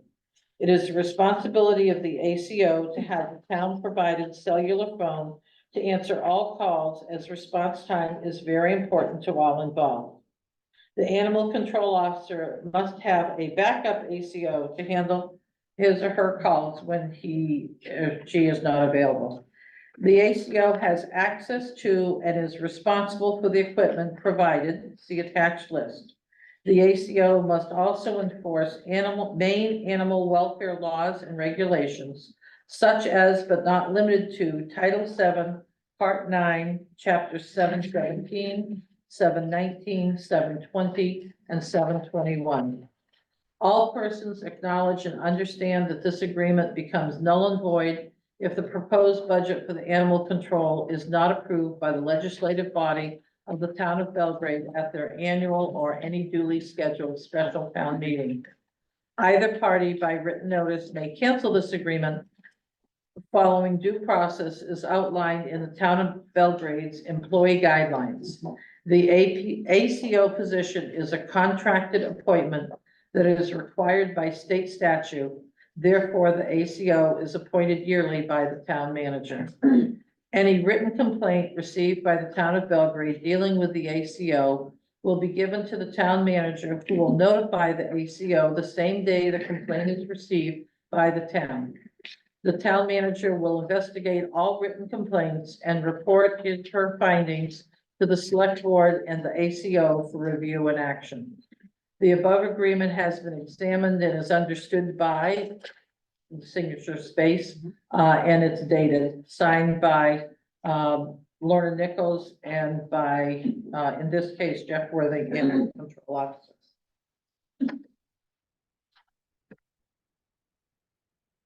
So does that answer where we are at? I've got a question now. Yep. Average, how many calls a week do you It have? varies. Just an average, I mean, give me some examples. So this week, I got back on Sunday, I've had 2 calls. So, and honestly, the way that this contract's written, if I get 10 calls during the week and they're all an hour long, I don't even bill for it. You know, No, and I understand, that's why, But yeah. before we but get like, into we that, don't I get- just wanna We know, don't get paid. an for any of average, that. how many that you're going on? it varies. I mean, one night I had 4 hours having to deal with 3 different people, 3 different calls, the calls came in from somebody else for another person that I had to go to the house. I had to go to one house twice. I had another one that was a barking dog that wasn't their barking dog. And then I had one I had to go with a police officer to serve a drug dealer's house.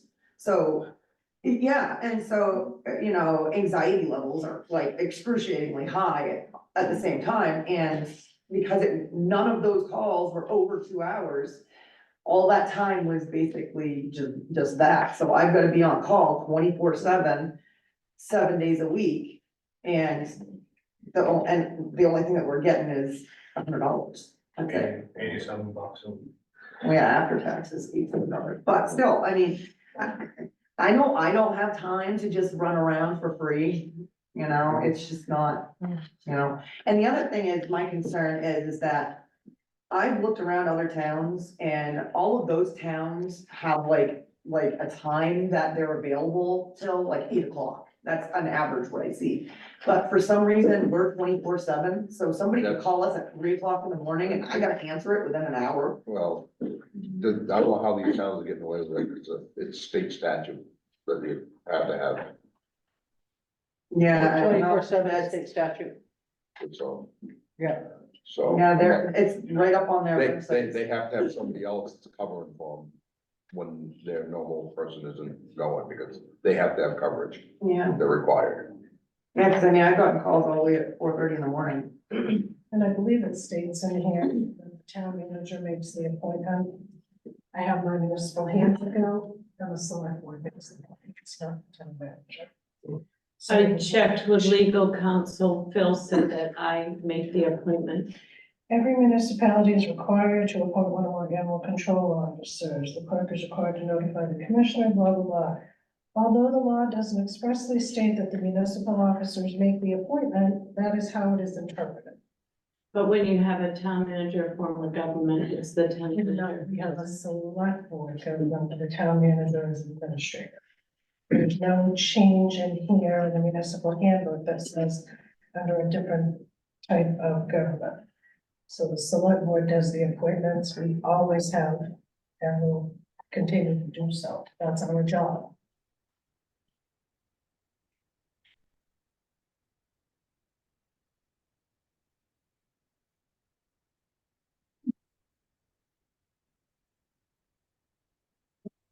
So, Carol, I have a question.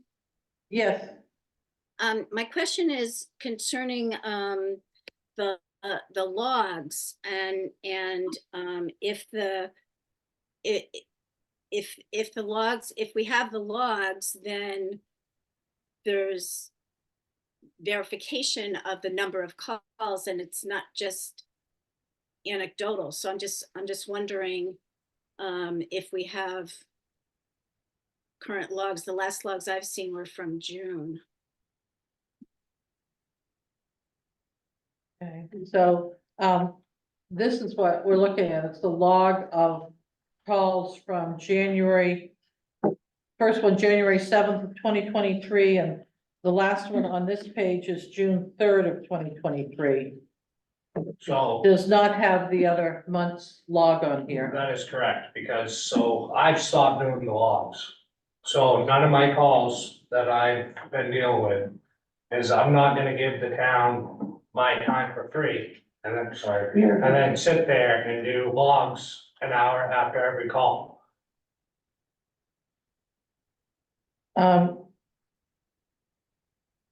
So I guess my question is and when you say an hour and a half for every call, I don't know what the log looks like. I mean, if you've got a call, I mean, this is saying Wednesday, dog bite, action taken, mileage and hours.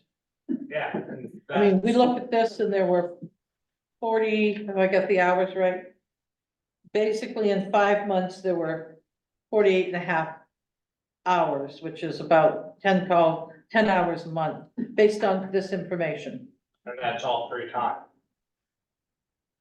Well, Yeah, but you're, I'm not diminishing the free, you're saying it's free time. I'm saying we're looking at about 10 calls a month, is that? It varies. I had one night, I had 4 calls. Well, I know that's one night, but what, I That's guess just what it's I'm hard for saying, me to yeah. evaluate if I don't know how many calls you Yeah, had. and the one time that I did do the logs, I felt like I wasn't trusted because I went to go drop off my log. And every single call was looked over by Lorna, which, no offense, Lorna, but I felt like I wasn't trusted to do my call logs. And I was questioned on every single call. I'm sorry, you requested? I don't- Questioned on every single call. Okay, Like I excuse me, even had this to is pick not, up a dead cat on the side of the road and she's like, why are you doing that? I'm like, "That's excuse me, because this it's is not our- appropriate. No, this is, if there is a concern, we can take this into executive session. But I'm just saying that's why I haven't been doing logs because I felt that I mean, was- if part of your job is logging, then, I wasn't explained any of this, honestly. so, So we're expected to do the log for nothing. After we've wasted an hour, you know, a billable time, hour and a half or whatever that time is. And then you guys want us to sit at home and fill up these logs on our time. it's hard for me to evaluate that we're paying appropriately or to know what we should pay if we don't know what time it's taking. That's what I'm saying It is, should be, I don't, we get the $100 stipend. And that covers us to be on call. Anything after that $100 per hours, we should be paid. Bruce has. no matter how many calls we get or not. Bruce has his hand up. Bruce, unmute. Bruce, there you go. Yeah, so on the stipend, I got a couple things on the stipend. So most people, when you're on call, most companies, 99% of the companies, when you're on call, you get a stipend. In the plumbing and heat business, a 7-day on-call session is about $150 stipend. Then you get paid. I wouldn't do that animal control job if you paid me if I had to go out for 2 hours. $100 is to make sure they answer the telephone and they're available. That's what that $100 is for. If they have to go out and do a call, they get paid to do the call and the paperwork. You're asking somebody to do something for nothing. That isn't how this world is working now. The other thing is I agree with Melanie 100%. I don't understand why stuff that's always been approved by the board is now being approved by the town manager. This should be appointed and approved by the board, not by the town manager. But there's, you can't expect these people, them two to work for nothing. You guys ain't gonna go to work for nothing. Why you expect them to go to work for nothing? I wouldn't sign a contract. No way. And I don't understand how the contract didn't go through you guys and get approved first before it was even sent out to the, given to the animal control officer to sign. I mean, this should have been done way back in December. Bruce, it's the same contract that was used previously and approved. But I believe, correct me if I'm wrong, isn't most contracts reviewed on a yearly basis by the select board? That's why they're on the agenda for tonight, Bruce. Yeah, but yet, when did the other contract run out? December 31st. So we should have had, they should have had that before December 31st, not, the end of January. I mean, the dates that's minor. Just the biggest thing is expecting people to work for nothing is foolish. I can tell you, being in a field that, requires on-call services, which I'm in, is you pay anywhere from $100 to $150 for a 7-day on-call session. And then you pay per hour after that. I think the hard part, Bruce, is to have some idea of how many calls for budgeting purposes. I don't think the board objects to an hourly wage. I mean, I'm not saying they object or agree, but how do we come up with a budget if we don't know how many calls are average? We're using figures from last year. Yeah, so I guess what you could base it off at, like Carol was saying, base it off either a 10 or 12 call per week. In it, you'd kind of. No, per month, Bruce. What's that? It was 48 and a half hours from January 1st of 2023 through June 3rd of 2023, which is basically 5 months. So I took 48 and a half hours, 5 months, and said 10 hours a month, which is what the log is showing. But that's not every call. But it should. But it should be. Some logs. But it should be. I mean, I think that's where we're running into a problem is Right. we look at this and say, you've got 10 hours on calls, because this is what's been given to us. And then you're saying, but that's not accurate. Well, how do we know what to use? Well, if we if knew don't you were know- tracking it to see how many hours you were trying to average for your budgets, then we would have written down every single thing. But with the contract we're under, there was no reason to. Do you Except the understand? But Well- the contract that you're under, does it say to do No, logs? it does not say we have to log them. It says if you wanna get paid, send in your It logs. says to turn in logs. Yes, if you wanna get paid. ACO work log must be at the town office by 9 AM each Monday, or no payment will be made that week. Is this contract the same, virtually the same one that? Yeah, it just says Okay. deputy ACO. And that's the other thing, a deputy ACO is somebody that helps the ACO. I We're think literally like, I think that's what the board decided to call that back. That's what we did right, decide. Yeah. but we are literally like doing the same exact thing, we're just flipping every 2 weeks. So like, he's Okay. on 2 weeks, I'm on 2 weeks, you know, so like, deputy is considered a backup for the animal control, or any kind of job. Right, Which was well, supposed to be. Right. Barbara, you had a comment? You started to have a comment. Yeah, I was just gonna say that, to reiterate what Carol said, that, with only seeing these 5 months, you know, it looks as if the pay per hour would be around $45. So if, you know, if we don't have any other information, it's just very hard for us to know,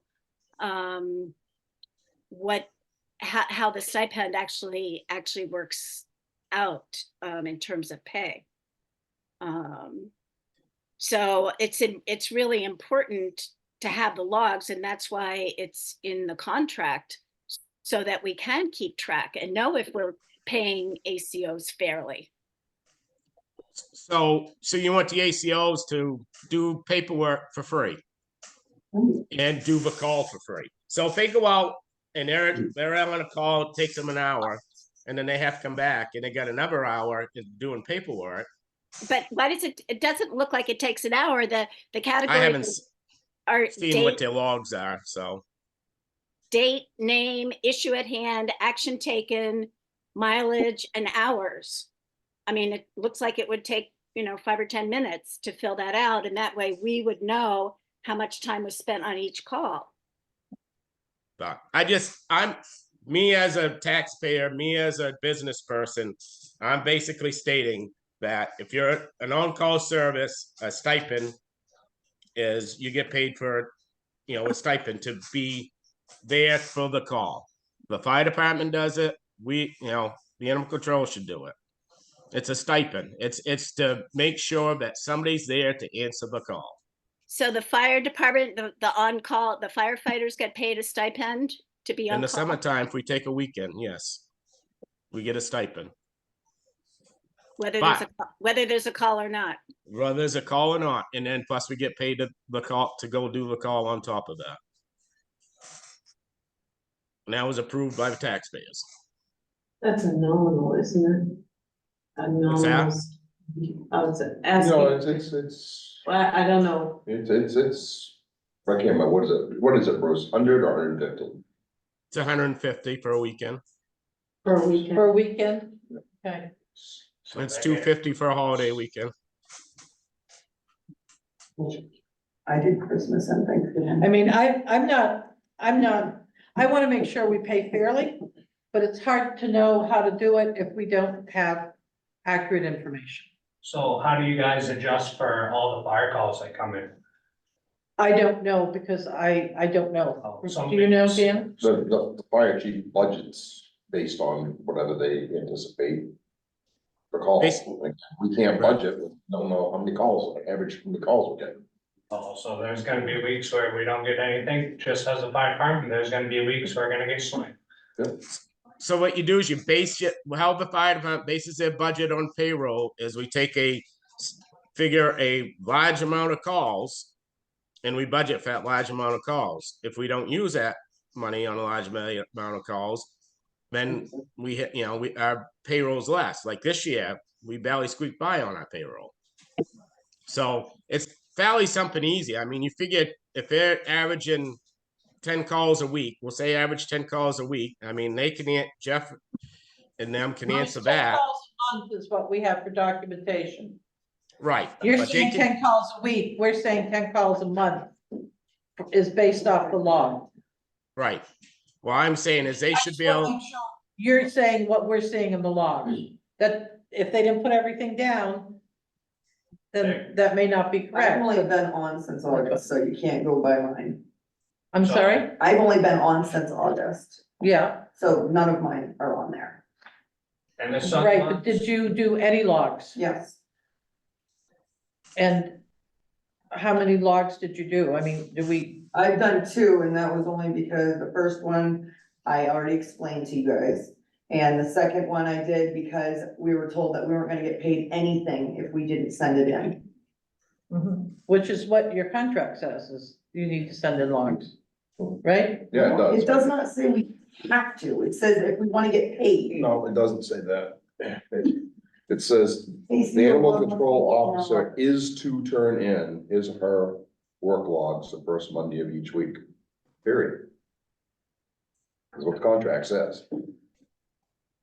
And no, ACO work log must be at the town office by 9 AM each Monday, or no payment will be made that. Right, which means you have to have it in by a certain time, or you won't get paid until the following week.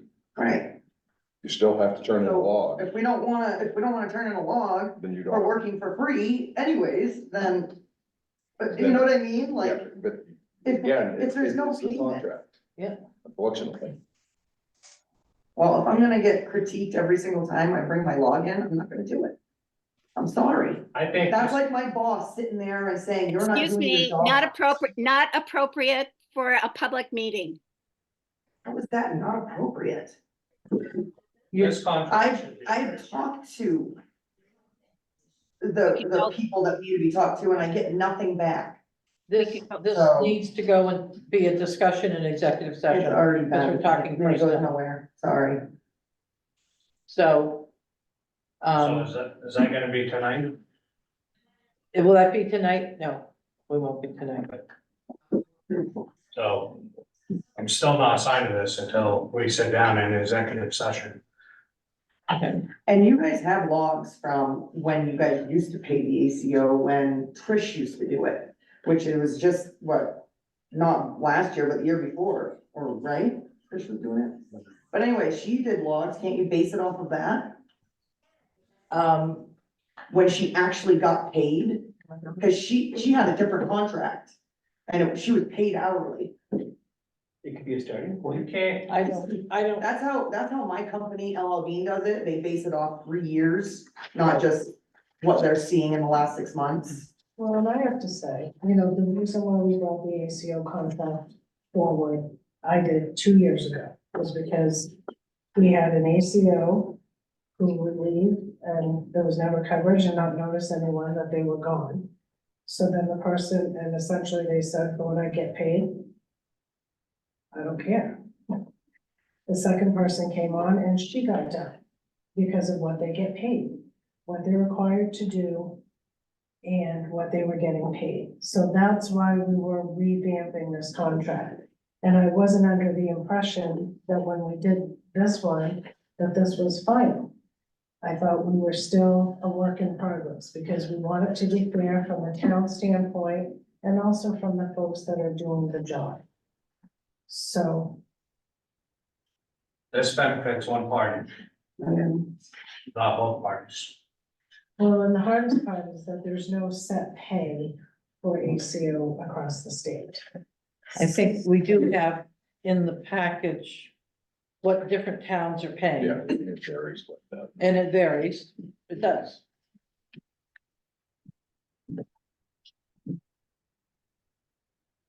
What's that? Where is that in our packet? That's, extra information. It should be on the desktop. I thought it was in mine. It was in my It package. was, yeah. It's just a bunch of numbers stapled, and And they're the like papers 4 are pages and stapled. it goes to towns. Do you want mine? Yeah, I don't have that. You should. It's 4 pages. US. Yes, it's on here, this one. I have it, so it was in our packets. Yep. Yeah, Where is it? So I found it here, so. There it is right there.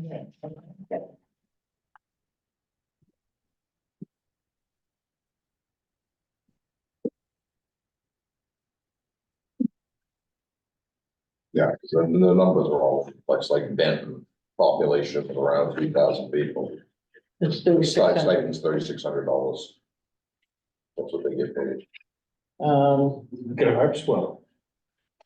Yeah, Harpswell with 5,000 people gets paid 20,000. $20,000. I bet that's, It's all. I bet that's, well. Yeah, It's probably a full, it's probably Almost like, almost a full time, or it could be. a police Thomaston is officer, at right? right? 2,900, they're at basically 5,200.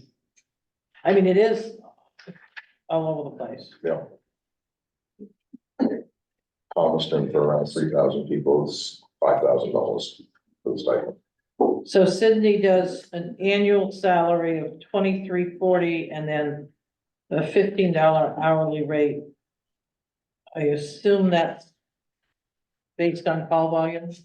I don't know, but Yeah, the second, Carol, it looks like the second set of towns are those who do stipend plus oh, stipend Yeah. plus salary. Okay, I see that. Yeah, salary. But some of them hold additional titles too, so it's kind of hard to know if yeah, that,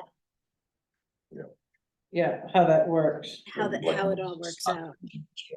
Right, and then you got a deputy fire chief, you got emergency management. Right, I know some towns with, police departments, they have a police officer who is, Jeff?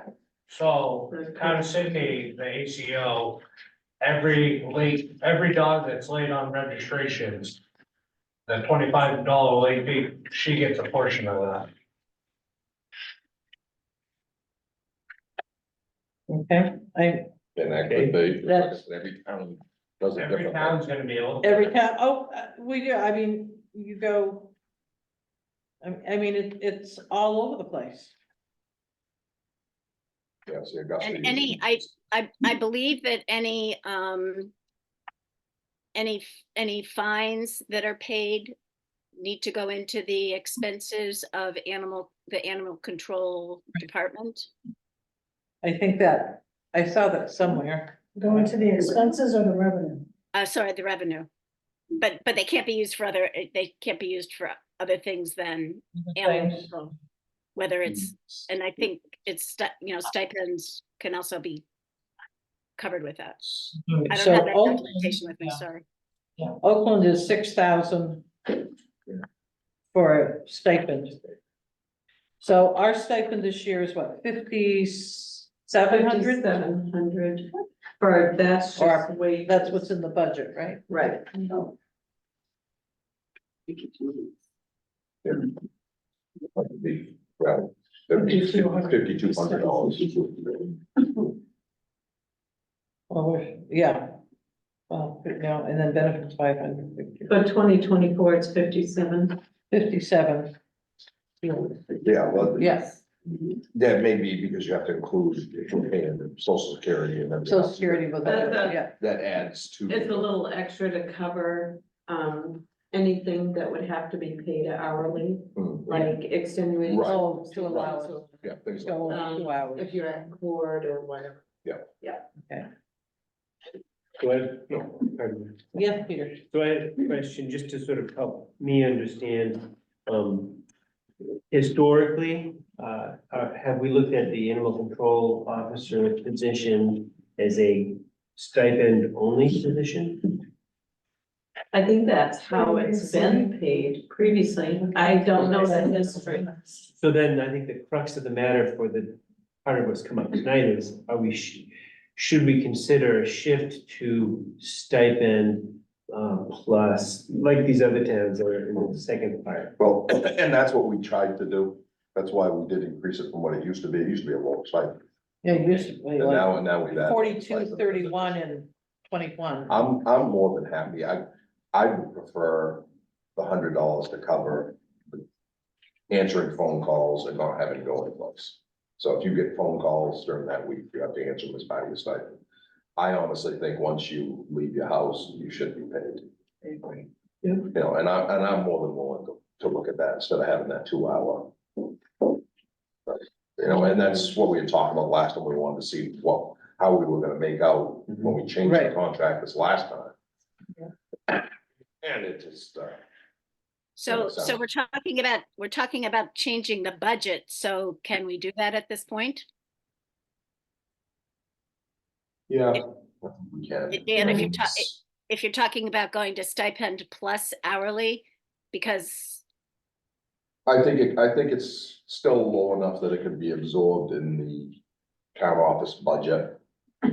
Well, it falls under public safety. Yeah, Animal well, control. I think it's enough so that it can be absorbed.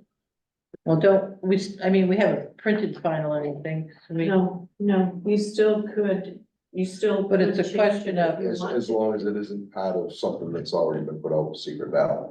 so, not. so here's my question for you. How many hours a month do you think you are working? It varies. I know, but I don't you know. need to give us some And idea. that's the problem, is we don't have the records, so we can't base it. Look at the numbers. 15 to 20 hours a month, I would say. Per person or Yeah. individual, or Okay. as a total? And that's that's with having to deal with people. So or, 20 hours uh, every I 2 mean, weeks, they're, what's that? 20 hours every 2 weeks. Sounds No, like no, about, Yeah, well, sounds some like months about are 10 longer hours. too. So that's just an average. So some months are, you know, the way that we do it is every 2 weeks. So some months I have 3 weeks. You get it? So that's an It average. sounds like about 10 hours. Is what it is. It's Something, about yeah. but So we if would, it's 10 hours a week, then you're then you're $180. 52 times 18.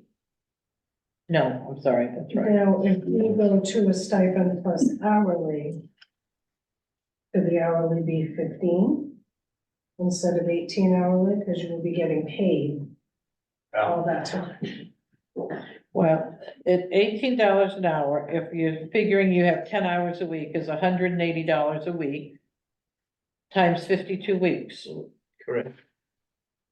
plus the stipend. plus the Correct. stipend. So let's look at where we're coming out. I can run my little It's calculator. around, Okay, it's around, That's around 93. $12,000, $1,300, $13,000, something like that. So what am I doing for math? Tell me. 180 by 52. 52, 9360. 9360 Plus 5,200. Yeah. plus 5,200. 14,560. Close to 13, but yeah. Good math. Yes. So that would, in our current, Budget. It's 57. that would triple it. And triple our budget. So we just have to be aware of that. 'cause we have the Yeah, answer not to- quite triple. but Right, it's. Well, and I guess the question is, if it's not, what if it's, well, if it's higher hours, then we have. to Well, like I pay. said, I don't think you're gonna have 10 hours every single week. I honestly don't think you're gonna have 10 hours. We've never had a code enforcement officer that had to have 10 hours every single week. Right. That's what Yeah. Oh, Barbara? I just want to be clear that if we go to a stipend plus hourly, that we would need absolutely to have logs to know how many hours people have worked to get paid. Right? Absolutely, Yeah. we should have logs Either now. way. Yeah. We need it either way. We do, and I would suggest that if we need further clarification in the contract, which we are gonna be looking at tonight, that clarification or somehow something to make it crystal clear, that we incorporate that going forward, so. It seems clear to me, but it sounds like it's not clear to you, so. Yep. We need to do that. So is paperwork gonna be billable time? Or is that gonna be part of the stipend? It should be part of the stipend, because that paperwork really shouldn't take you more than 5 minutes to do. Where you're going, how long it took you, and what you decided, what happened there. It shouldn't take you more than 5 minutes to write out that little blurb. I mean, you're writing out a big log, right? Yeah, we're What not time you looking left? for, we're not to go, looking for what time you essay. got back? So all I wanted was to bring this to the board for some wiggle room. And I was told that this wasn't going to the board, the budget has been set. I just wanted you guys to see this contract. So, and when I put in my resignation, it was verbal, nothing was written, so it should be void. Well, right now, you're not under contract anyway, so we get this thing straightened out. That, so. So, I think we need to get the contract rewritten. need to get the contract rewritten, and Get then those are we, figures out, figure out. just where right, whether it can be absorbed, where we think it's gonna be. where it comes to the budget, yeah. So are we looking, I know someone mentioned, if we were gonna do stipend plus hourly, that we looked at 15 an hour instead of 18 an hour, is that still? I mean, we need to have somewhere to start working on numbers, so. Yeah. So what's everyone's feeling on that? From my perspective, I'm not speaking for Melanie, because I think she was just trying to see how much, you Right. know, what sort of Right, like if we were possibilities. 700 plus, so then you are getting paid for all of those calls. Does 15 an hour seem reasonable? Yeah, I'm gonna say, and that's our minimum pay rate for the town. Right. for an It employee. is. For the employee, for a full-time employee. I mean, we could try that for a year and then look at it. I wanna have an accurate number of calls, Right, because again, you know, if they're paying $15 an hour, they're getting paid mileage, and the state rate for mileage isn't nothing great, but you're Yeah. still using your own vehicle. Yeah. You know, your mileage might pay for your gas, but it's not just like paying for wear and tear, so. right, I don't want people to lose money. Right. right. Which is what's happened with this. But it's, but again, it's the same thing with the fire department, you know, if you're making Right. $16 an hour, you know, when you start off in the fire department, you're going to these calls in your own truck. Yeah. And you're not getting paid mileage on fire The department. fire department either, yeah. So it's just a matter of seeing what's fair. Right. For all, Okay. right? Try to be Yeah. consistent. So between now and our next meeting, we should, do you have time to rework the contract and look at the Absolutely. numbers so that we'll be ready at the next meeting to make a Absolutely. decision? Yeah. Is that in agreement with everyone? It is from my perspective. Do you have a question? Okay. I know don't you're know, doing if it. this- I don't know if this is where I request something too, so like, you know how we have, tools and stuff that we use? Do I request a tool this way, I guess? I mean- No, you just come to me. Oh. Yeah. I was just, Right. wondering about one of those things that go in the back, so it keeps a dog from chewing your seats or jumping in the back of Oh, your. a key? No, like one of those things, Like a- Then they can divide it, put in your. Yeah. It's, and I'm Good, just if wondering. you find one and send me the link so I Okay. can see what it is. actually, Okay. ask your husband, they put them in cruises and stuff. Oh, yes. The dog Yeah. in the back. Yes, Okay. yeah, Two-legged or four-legged? because we're responsible Both. for, we're just responsible for everything that happens to our vehicle, so. Yeah. Yes. And the logs are important for a couple of reasons, just to go back to the log this way. Yes, they help you get paid, they let us know. But again, if we've got to go to court, we need logs showing that you've been to these locations and when it's happened, and everything else. If not, you've never been there. Well, we have all of our other paperwork too. So we have, like the warning sheets and stuff that we keep. We have the tickets that we write out, the subpoenas and stuff. A copy of that always. Yes, yes, I've been dropping It off protects- those It like protects full. you and it to the town. protects the town. Yep, Yeah, Paperwork. You know, it's very important. it is a. there's not a necessary- lot of that paperwork, the And subpoenas I'd and like to stuff, see a so. copy of logs that they have, that turn in.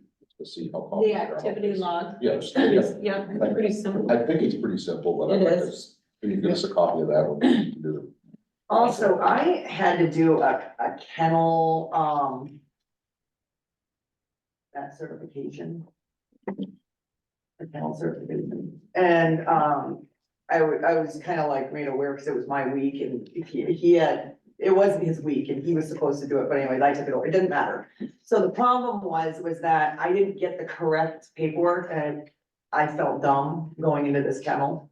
Because the girl's like, well, where's your paperwork? And I'm like, all I have is what I got from the town office. So we need to have correct paperwork for me to be able to do the job. And I don't know. Who gave you the paperwork? Mary, all she sent me was that one sheet where we sign and then the person signs and then I give it to Mary and then the kennel person has to come pick it up because you guys have to sign it or something. But there's like a check sheet, it's a yellow check sheet. She showed me because the state has to come in first and then I have to come in as the town.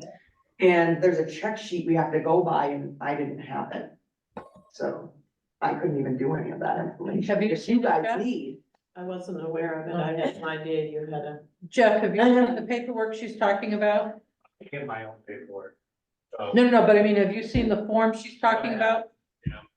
so I asked Mary, I emailed Mary and asked her for the paperwork, and she sent an email, and I printed off what she gave me, which was just one. Right, no, I was asking if Jeff has seen it or hasn't. Yeah. Did you get it from, where did you get it from? Right, if we didn't have the right. State website. Print So, it from the state website. That would have been nice to know. So Mary, Mary? Mary's here.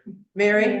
yeah, no, that is all the paperwork that we had. You did not come into the office. It's in triplicate copy. And she had new dogs that we did not have a record of. So you got the paperwork. You didn't I come didn't- to the office, Tracy, and we had everything in triplicate copy. So you asked me to send it to you. So anyway, everything is all set. She did come in, she did do her kennel. So yeah, I'm not sure what other yellow, I've done plenty of kennels before, tons of kennels in Augusta, and there was no additional paperwork. There's, like I said, it's a triplicate copy, but you asked me to send it to you, and so I sent you the paperwork that we had that was not yet filled out because it needed to be inspected by yourself. So, okay. Right.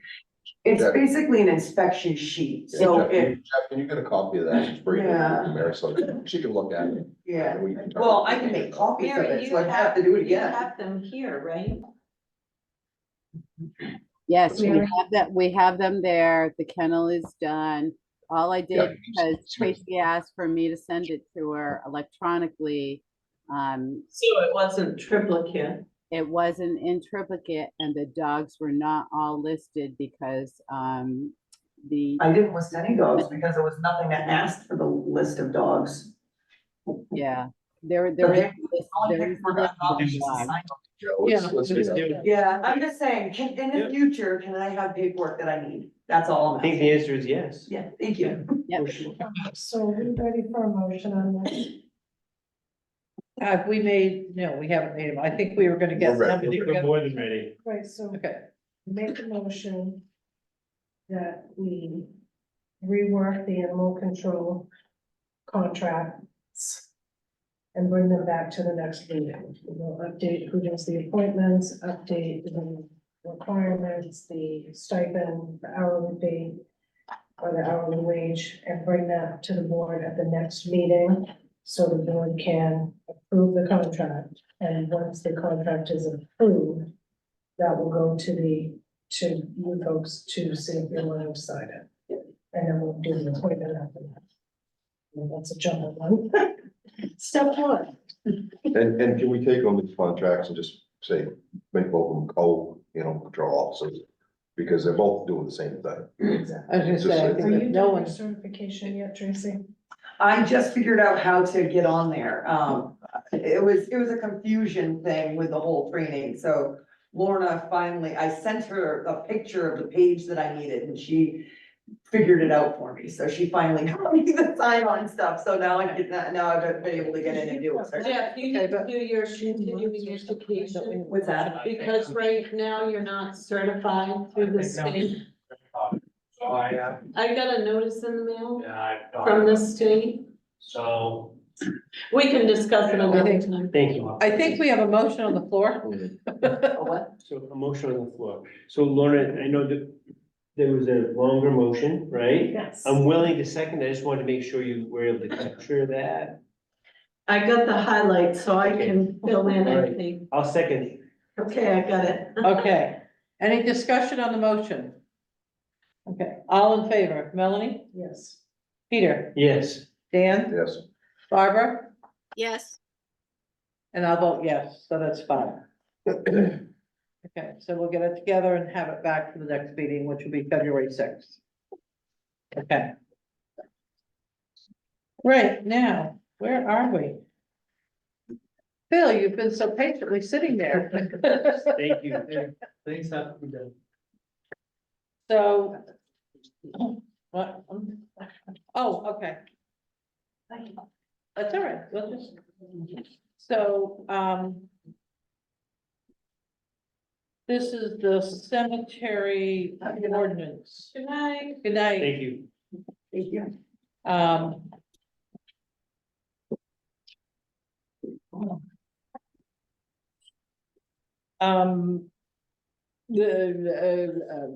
So, we'll wait till Melanie gets back. It's really more cleaning up the ordinance as I read through it. Yes. Okay, well, let's wait for Melanie.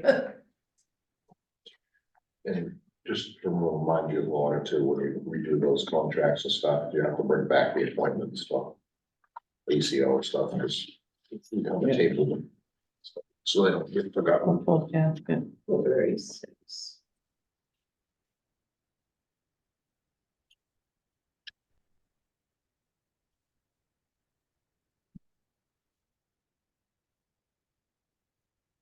I think Where Scott's else? gonna be down your way next week.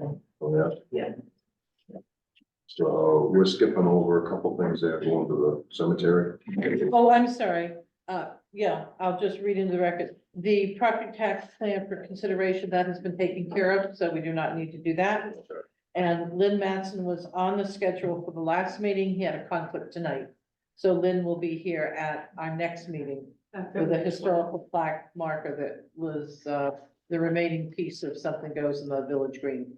So that's part of that. So that's why we skipped over those two and went to cemetery ordinance. And can we see the historical plaque, or do we have to wait for that for the meeting?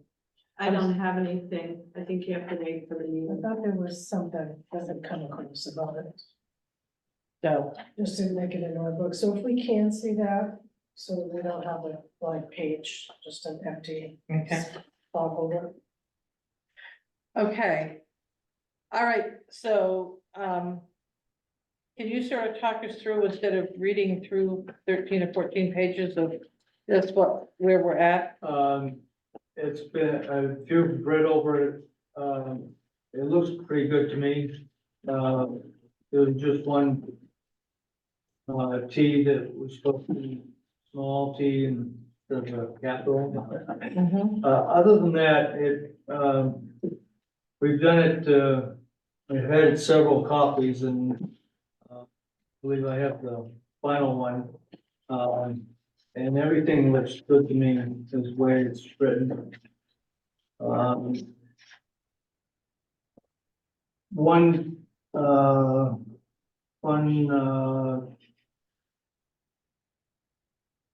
section, one, two, was moved up, and that's the only reason, because it wasn't, in paragraph one on our old copy, so that's why it jumps, Oh, that's why you're renumbered through? Yeah. Okay, that's why it was written.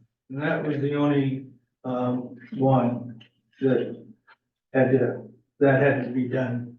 So there was 16 instead of 17, numbers on that one. All the other errors that were on several of the ones that we had previously done have been checked. I checked through and looked like they've been taken care of. And it looks like the red is satisfactory to me. Okay. I think. It was 9-3, I think, was a capital T instead of a small t. Yeah, 9-3. so we are adding that, it was something about the cleaning of the markers, perpetual care, what is it? All other monument cleaning requested by a family will be done at their expense by a monument company or by cemetery staff. So is this new ones or is this existing ones? This is a new one, I believe. Which one are you looking at? I'm on section 11, number 15. It says Yeah. perpetual care shall be provided by the sexton, assistant sexton, and staff. Right. Care shall include mowing, trimming around monuments, markers, and all necessary care and maintenance required to maintain the general beauty of the town cemeteries. Perpetual care does not provide for raised beds or monument marker or corner marker relocation. Perpetual care will also include monument cleaning and repair as necessary for older marble monuments. All other monument cleaning requested by a family will be done at their expense. So I guess my question is, if somebody took out perpetual care that used to include monument marking, and now we're saying it does not? We in the past, there was sandblasting them or power washing them. Mhm. Really is not good for them, the Mm-hmm. monuments. And, they have,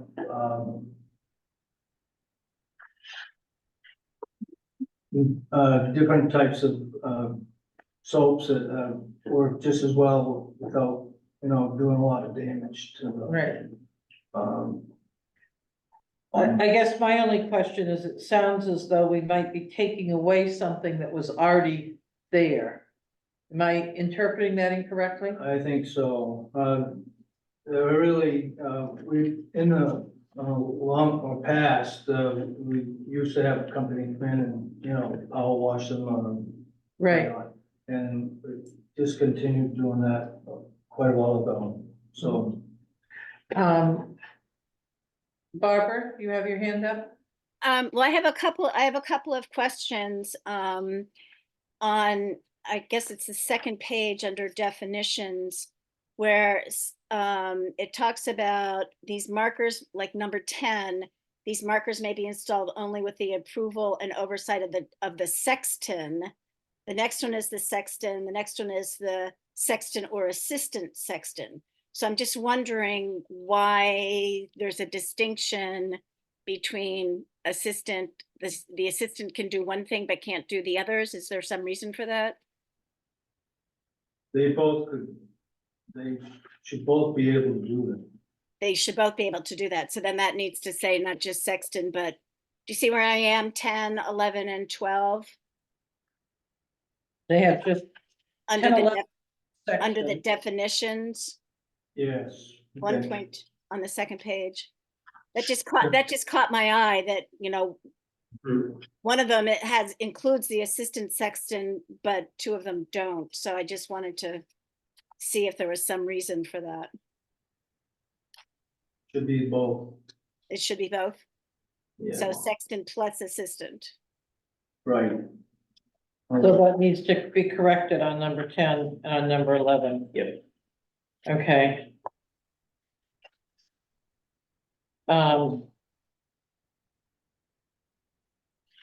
Okay, and then I had, I have a few other sort of specific questions, but I guess I guess I have one question concerning the setting of the prices. And it seems like, there've been a lot of, let me see. Well, I guess we haven't, they've been amended in, recently in 22 and 23, and now in 24 again. And were those because of changing pricing, or what was the reason that we've changed the ordinance 3 years in a row? I'm just curious. It seems like other towns are really jumping their prices up, a lot, so. Okay. mm, So I so was trying to keep up with, all the other towns and. uh-huh. Okay. So I guess my question is there anything, would there be any advantage to changing the ordinance to say, to authorize the select board to change the rates, after, in consultation with the cemetery committee, rather than having every rate increase go to the voters? Is there anything in statute that says that the voters have to decide the cemetery rate increases? Don't believe so. I mean, with that, I was gonna ask the same question, because it makes a lot easier than taking this. Yeah, if back. you did say, yeah, the I mean, I think the board is, way back is determined that. Right, the prices of those different things, but it could be that if the select board can approve, the change in pricing, then that saves us from having to do an ordinance all the Right, time. every year we could just review it. We could review it with it and right, take your recommendation. And maybe what we have in the ordinance is a blurb saying that the current cemetery, Town of Belgrade Cemetery prices can be found on our website or That's upon possible. request from the sexton or assistant sexton. Or can be found from the town, yeah. Right, so if we just have a blurb in there saying, you know, that would be a good idea. because then the cemetery committee can discuss if there needs to be an increase, bring that to the board and then can say. yes. Well, let's find out for sure if we can actually change it with one of the voters, if we can add into the thing. We should add in verbiage. Rate subject, Yep. subject That- to change, you know. yeah, it Well- just seems, Select board or whatever. Go ahead, Barbara. yeah, it just seems that it's cumbersome every time we want to raise the cost to have to take it to the voters. I agree on that. Bruce. So- Bruce- So we would want to change the language in 13 somehow, but that change would have to go to the voters. So it's important that we work out The that language. voters have to What it is. allow the select board to make the changes, yeah. Yeah. But we could If get you put it in the reword text, that 13. Right, because if they put it that Yeah. voters. Yeah. Bruce, you have your hand up patiently. So, I agree 100% with what you guys are discussing right now. The other thing on your moment, on the cleaning of the stones. Yeah. It's always been that the only stones that we have always cleaned is just the ones that you can't get in contact with any family members. So if it's, say, if all the family members are deceased, passed, and there's nobody that you can get in contact that needs stone repair or cleaning, we, usually try to do the best we can. It's always been up to the, if you read the previous ordinance, it says it in that one, I believe. It's up to the lot owner or the person that owns the stone to take and pay for the cleaning of it or the maintenance of it. Okay, that was my question is, are we taking something away from someone who bought perpetual care? That No. included cleaning and now we're saying it's not Right. included? No, That's my question. no, Okay. no. Okay.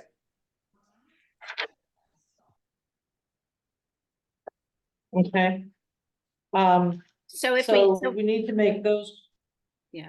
Go ahead, Barbara. yeah, that was my question. So if we make these changes, then we can look at this at the next meeting to get Gotta be it, finalized next meeting. be finalized Yeah. at the next meeting, so it can be on the floor, and then we don't have to worry about the changing Right. the rates. Okay, So I think if we maybe just send out an email with this is what this wording will look like for 13, and we all say yes, or oops, let's tweak that, and then it could be finalized at the next meeting. Can we do it by email or are we doing business outside of? No, that's suggestions, it's not what we're not voting on, so. So if Lorna sends out the new wording and we say, yes, we like it, we still will have to come back to a meeting and vote on it. Right. Oh, yeah. Okay, all right, I just want to make Yeah. sure we're You're not just- you're stepping just- outside the bounds. You're just looking at anything else that we get as a Okay, draft. all right, It's a that's fine. draft. Yep, that's fine. Okay, anything else that you jumped out of that we need to look at? No, Bruce, your hand is down. Do you have anything else, Bruce? I know you're on that committee. No, that was it for me on that. All right, so So everyone needs to come prepared for the next meeting to do things really quickly, or we'll never be out before midnight. We've got a long meeting, I do have a quick question on cemetery, okay? because how many months now have we had the assistant sexton? May, Since May. Have we straightened out the backlog of paperwork? That was the whole reason. One of the reasons we added the assistant sexton and then using them for the other stuff too, to fill in, so we had a full-time job. How are we becoming, I know he's been doing Sims entries. are we caught up? Is what I'm getting No, at. 'Cause, it will take some time to get caught up. Well, Well, that's what. that's the priority. That's why we got them. That's the priority, to get that stuff caught up and done and over with. In the sexton, we're just Okay. working on that production. Is there anything else on cemetery? Okay, thank you, Phil, for your patience and diligence in sitting through 2 meetings now. Okay, Thank you very much. Thank Uh, you. the next thing is We the, appreciate you. yeah, Yes. the KV cog letter of support request. This is a request, from KV cog, they're looking to expand their services into emergency management. I think we probably already read through the letter. I'll read into the record the letter that they would want us to sign. It says, this letter is written in support of Kennebec Valley Council of Governments application to the Building Resilient Infrastructure and Communities Fund titled Increased Preparedness Capabilities Through Regional Planning Efforts.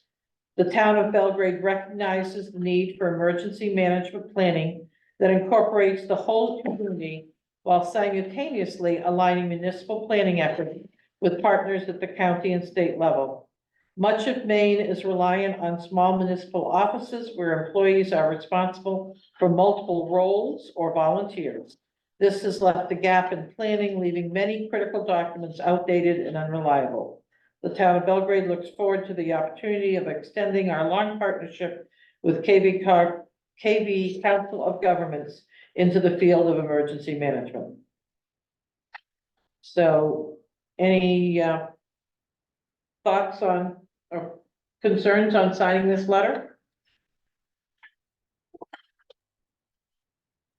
I have No, no problem Um, supporting them, but No problem. no problem with you.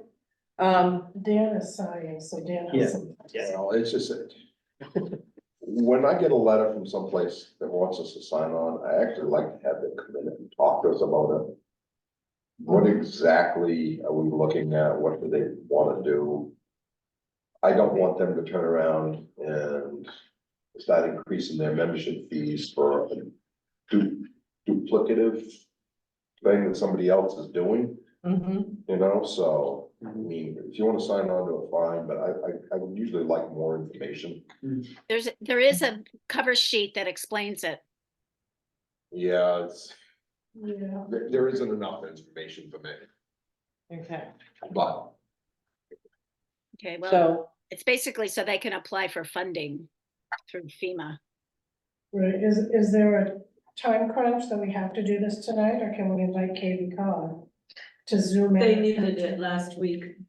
Okay, so Oh, yeah. then Okay. it's gone, all right, sign it's it. already done. okay.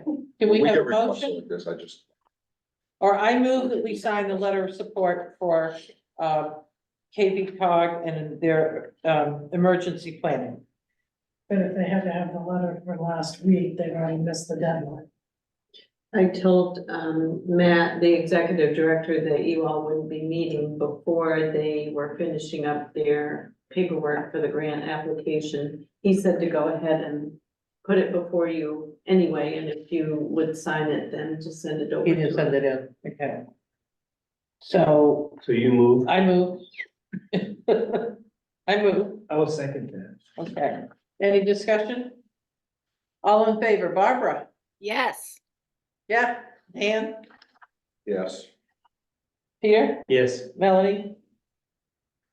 So are we signing one saying that we would, just that we're interested in these services, not that we would I think where we're signing on is we're just giving them a letter of support. Support So for that the. it to support, it apply. doesn't obligate the town. And as long as we're not, Anyway. yeah, as long as we're not gonna be obligated to anything, I'll do it. But I just wanna know in the long run, what this all means in the long run.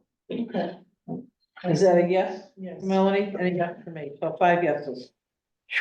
Okay, I would like to also know more, like, I'd like to know overlap between what KB cog is hoping to do versus like what MEMA does already. Yeah. You know, like, is there overlap or is there not? You know, yeah. Well, maybe we can ask them to come to a meeting yeah, in the future, yeah. but not on February 6th. Correct. Okay, that concludes new business. I move we open other business. Second? Is that a second? I'll second Okay. that. All in Oh, you favor? made yawn. Sorry. Melanie, Peter, Yeah. Dan, Barbara? Yes. Okay, so under other business, the one thing I have is, I just wanted to update. The auditors are here and they wanted to talk to the chair of the select board, but she's in Florida. So I went down today and got grilled, which is just a joke, no. So they just wanted to sort of talk through and say, were there any concerns that we had, any major problems that we were aware of, and, you know, that we had major issues. This year, their audit is gonna be, they're looking at limited payroll. They're also looking at cash receipts. And she explained that each time they come, they take one section that they look at more closely. And she just wanted to say, you know, was I aware of any problems with payroll or cash receipts? And I said, no, I wasn't, but no big glaring problems anywhere. So they also look for fraud, if they think there are cases of fraud, and they already had spoken to Nick and Mary and Lorna, but it was just more of a touching base because they don't work for the staff, they work for the town and the select board. They are gonna be here all week, and we'll be working diligently along, and if anything comes up, their plan is to get something back to us before town meeting. I So, think they're gone, Nick said they're gone for the week, they're coming back, I believe, Monday. okay. Yeah. And, they said they were very, complimentary towards Lorna and Mary and Nick, and said in particular, if they had a question on something, they would ask Nick, and he was able to get it right away and present it to them. So it was all positive, but I wanted to, you know, sometimes we only talk about the stuff that's not positive, and I wanted to make sure that I just brought that to the board. So, Lorna, there's, community. Yeah, community resilience I and couldn't remember. the Delta. Oh, yeah, would So I you, sent these out, to the board previously via email, and I made hard copies for you. Probably the most important one, and I've spoken with, Fire Chief Dan on this, is that other towns served by Delta ambulance services are rebelling against the per capita rate increase. If you remember, they did a 1-year contract for us at $15 per capita, and the new price is $25 per capita. I know a bunch of towns got together and made an offer to them, said, we'll pay you this much. So several towns that are served by Delta, they're sending they would like the town of Belgrade to sign on saying, we're not paying you $25 per capita, we'll pay you $20 instead. Fire Chief Mackenzie's concern, which is valid, is that A, Delta may go under, or B, they may drop the towns if you can't pay the per capita rate. But C, what is the backup plan? And is there another service, which there isn't, to take care of our residents? So it's up to the board whether you want to sign on as a municipality who says to Delta, we're only paying $20 per capita. Or you say the safety of our residents and that service is more important. And we're willing to pay the $25 per capita. Fire Chief McKenzie also said that he believes the rates will likely be double in a short amount of time. Because it's just expensive to operate that type of service. So I don't know what the answer is, We've got a but lot of stuff going on in the state. Matter of fact, one of the Monday, we had to report back from the Blue Ribbon Commission on EMS services.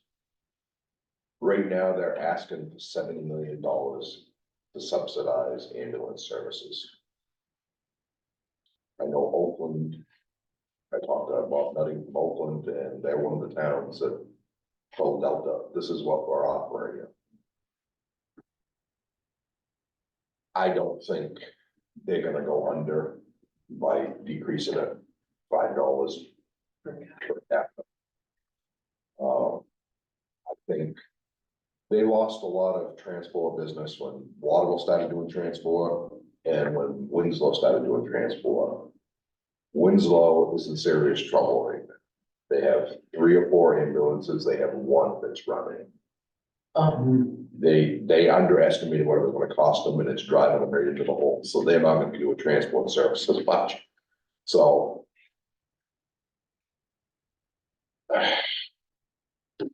I hate to say it, but I mean, with the towns.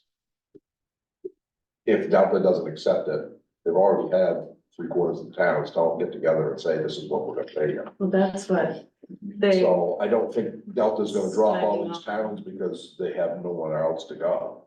You know, this is where Delta is. Bruce? So most of the time I agree with you, Dan, but on this, I'm a little bit more into the Delta side of it because I've been involved in some of the meetings with our chiefs in town here.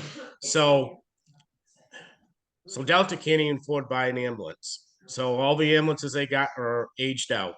I mean, some of the ambulances that are coming into town, they got almost 500,000 miles on them. If we decrease that amount, it's gonna be hard it's gonna be hard. You look at other towns have always paid a per capita. We just started. We should have been paying per capita years ago. We've gotten out of it all these years, and now it's finally caught up to them. The reason that they're not doing the transport service anymore, it isn't because Waterville is taking it from. They can't get the employees. And the part of the reason they can't get the employees is the full-time fire departments are pulling these employees away because of the state retirement they can get for being in the fire and EMS service. They can't get that as a private ambulance service. That's something that the state needs to work on for a law to help these private ambulance services out. That would help them keep employment. But I'm gonna speak what Dan spoke. I will totally disagree with you guys signing on that letter, but it's just me as a concerned firefighter and working in VMS and as a taxpayer. I know where these guys are coming from, and I'm telling you, they're just hanging on right now by shoestring. we do have Delta coming for your next meeting. To answer any questions with regard to that rate increase that they've given us. I was talking, with, when we were at the fire committee the other night about just what would it mean to do our own. I mean, I know at some point you get to a point where it's caught, and I was astounded by the costs. And like, I don't think we're in a position to do our own by any means, and we're probably getting a bargain at $25 an hour, so I would not want to sign on to the letter at this point. And we could wait until after Delta comes and take a vote if we want to. I don't know what timelines are. They're sending the letter, I wanna say they wanted it for tomorrow. Okay, Many of the municipalities, their meetings are tonight, and I saw people commenting. oh, okay. We What meet they're going the to night do. before, or we meet Wednesday or Thursday or whatever, so Okay. they were all All right. responding, but. So I don't know how the rest of you feel. So I would be interested in hearing from Delta. Yeah, I mean, I've got it from Delta before, because like I said, what happened was, I'm surprised we didn't get invited as a town. Because most of these towns got together as a group and actually sat down and met with Delta. They had a meeting of, officials, but not with Delta. No. They met on their own. Dan, I think Dan and Bruce, didn't you meet with Delta as, fireman, Bruce? Just Travis and Dan met with Delta, but it was a bunch of other chiefs. It was a, Central Maine chief, but basically all the chiefs in the Delta's transport area that the towns are transport for, they all had a meeting with Delta. Right, and that's why he's an executive director, right? Yes. Yeah, that's why he's coming here for your meeting on the 6th. The same gentleman that probably came last year. Probably. Yeah. Because I met with, at Delta last year, me and 2 or 3 other state legislators met. We talked about it. We asked them last year, this $15 per capita, is this gonna be sustainable? And they swore right up and down it was. But they wouldn't give us more than a 1-year contract. Right. And the other thing is it's a new person in charge, and I don't think the math was done properly the last time around. I'm not sure. That's questions that you can ask him next Tuesday. I don't have any answer to that. I mean, probably Dan or Travis probably should have been involved. If you guys are discussing this letter tonight, they should have been involved in this meeting too. Yeah, I sent this to both Travis and Dan.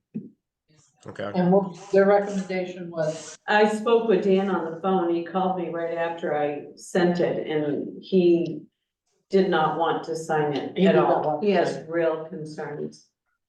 I agree with him. Did they know we were discussing it? Yes. They got the same email you all got.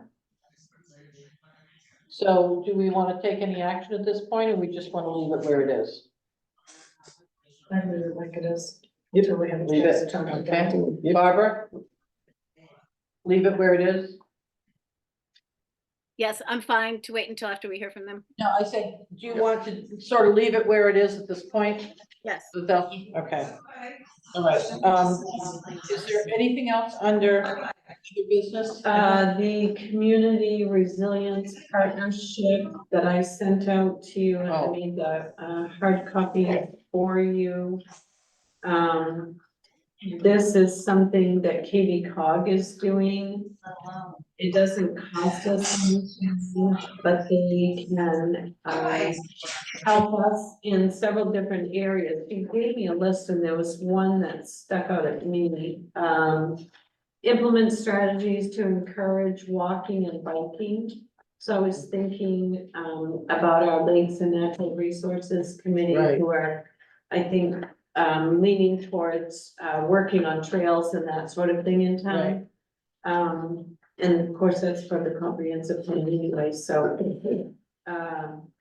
Grania got a hold of me and asked if I were interested to see if the board would like to sign on with this, and it helps with grant opportunities. They get grant funding to pay for whatever services they provide or help us with.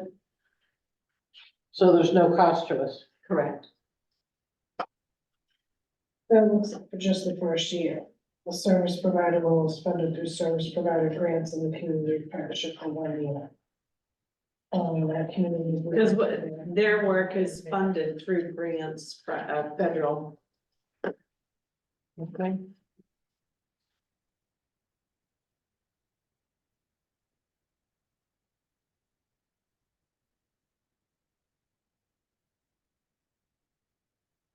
What's everybody's pleasure? We need to, is there a letter we need to sign or send, or what do we need to do if we want to? No, I would just simply, let her know, and there's kind of a draft letter that was included. Okay, Just says we're interested in Okay. partnering, so if something comes up, we would partner with them on it. okay. From my perspective, if it costs us nothing and we can, There's no obligation. and no Sure. obligation, and we might be able to partner with some things with them. And there's funding for other grant opportunities, then we may end up benefiting, so Yeah, I'm okay with it. so does someone want to make a motion, Peter? Sure. I move that we, how do I say this? Sign on. Yeah, sign on with the Community Resilience Partnership and Partnership with KB Cog as presented. Right. I'll second that. Any discussion? All in favor, Barbara, Yes, Dan, Yes, Peter, Yes, Melanie, Yes. and I'll vote yes, so that takes care of other business, unless there's other business that we don't know about. Okay, so let's move on to warrants. I move that we pay we approve warrant, BMV warrant number 3 in the amount of $8,841.95. 481. I'm sorry? You put out the numbers, 8,480. Oh, whoop, little dyslexic there. $481.95. One second. Okay, all in favor, Barbara?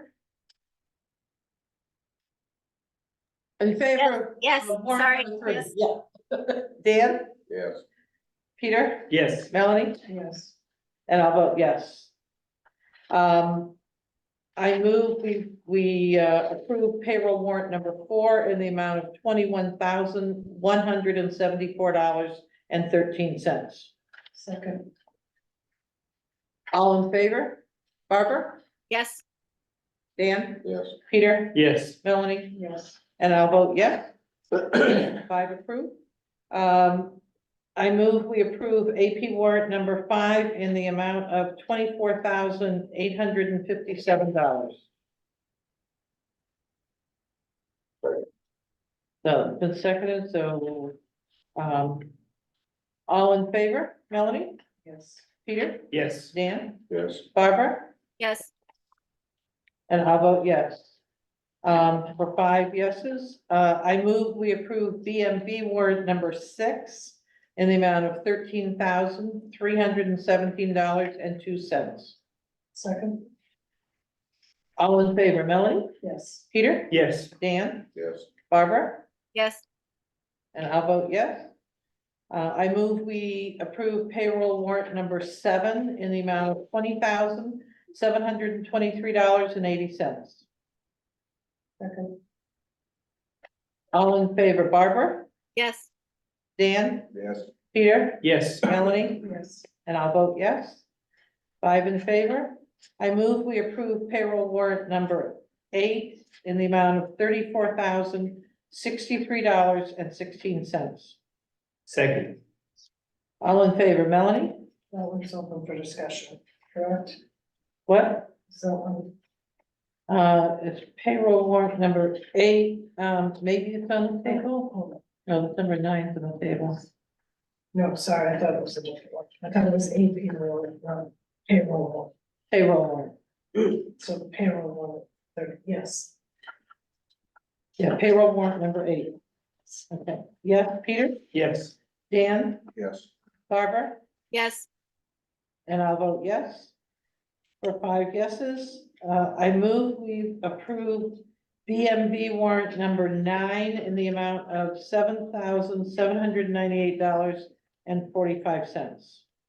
second, All in favor, Barbara, Yes, Dan, Yes. Peter, Yes. Melanie, Yes. and I'll vote yes. So that's 5 yeses. And I move we approve payroll warrant number 10 in the amount of $20,009.60. Second, All in favor, Melanie, yes. Peter, Yes.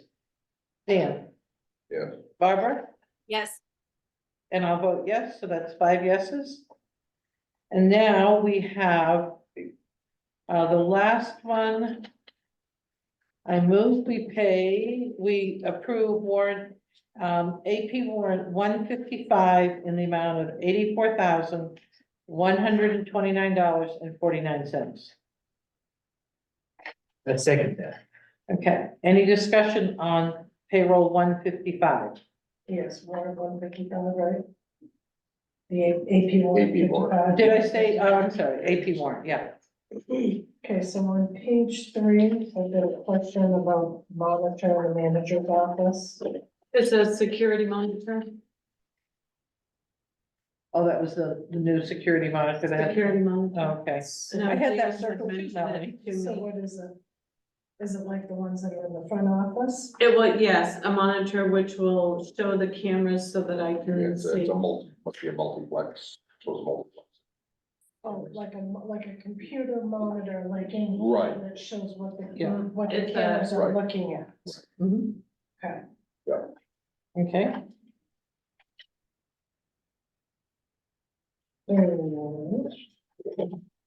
Page 5, there's another $135 for lights for the Ford Ranger.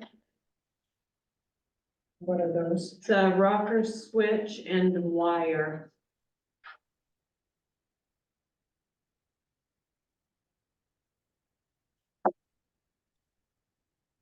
So essentially, that's the.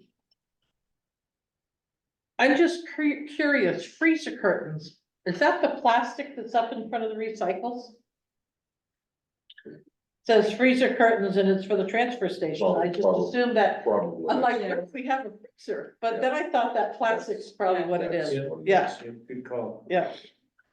And then on that same page, what pipe was replaced at the Center for All Seasons? I'm sorry, what page? Page 5, Okay, yeah, $950. I don't remember us getting anything about Do you have a vendor? hours, Hours. in construction. oh, replace a pipe, Sounds like roof, maybe. No, in construction. But I don't remember us getting anything saying we were replacing a pipe or, so what is the pipe? What was the issue with the pipe? 4-inch pipe boot on back of the building. Okay, so it's not replacing pipe, it's the boot for like a bed pipe. Yeah, Must have yeah, been- the sewer vent was leaking on the, into the men's bathroom. And it was around the boot. good reason to fix that one. Yes. Okay, That's it for me. anything else? I've asked a couple times, have we put out pest control for bid yet?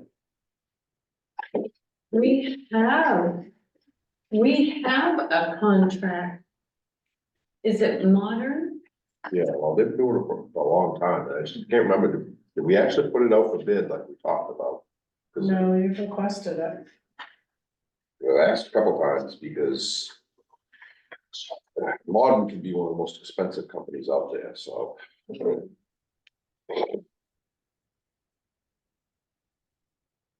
When is that contract, There's no expiration on the It's- agreement. I think it's just like an agreement we had with them, I don't think we've actually ever put it out for bid. And that's one of those things I think we. Maybe we should look at. Yeah, just at least once in a while. At one point, did remember, it was probably What's it? 10 or 12 years But it ago. may have been when I was in one. Yep, they ended up coming in. are there Yes, competitors? there's Terminex, she's local, she's right in Belgrade. Terminex, Orkin, another one. Oh, Yeah, so there's a couple of. Yeah, well, I mean, there's a pest control place right there next door to my wife's office. Yeah, Cause the only thing, we wanted to be sure of was what they were using. Maybe we especially look at that when we put our contracts out again. Kids. Yeah, Right, it's just, I'd like to find out if we get the best bang for the buck. Can you put that on our to-do list, Lorna? I will. We do that, okay. Anything else on the warrant?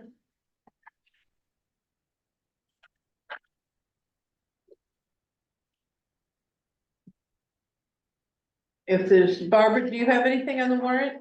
No, No? Are we ready for a vote? Yep. All in favor, Barbara? yes. Dan? Yes. Peter? Yes. Melanie? Yes. And I'll vote yes, so we are through the warrants. Woo. Okay, and the last thing is the town manager report.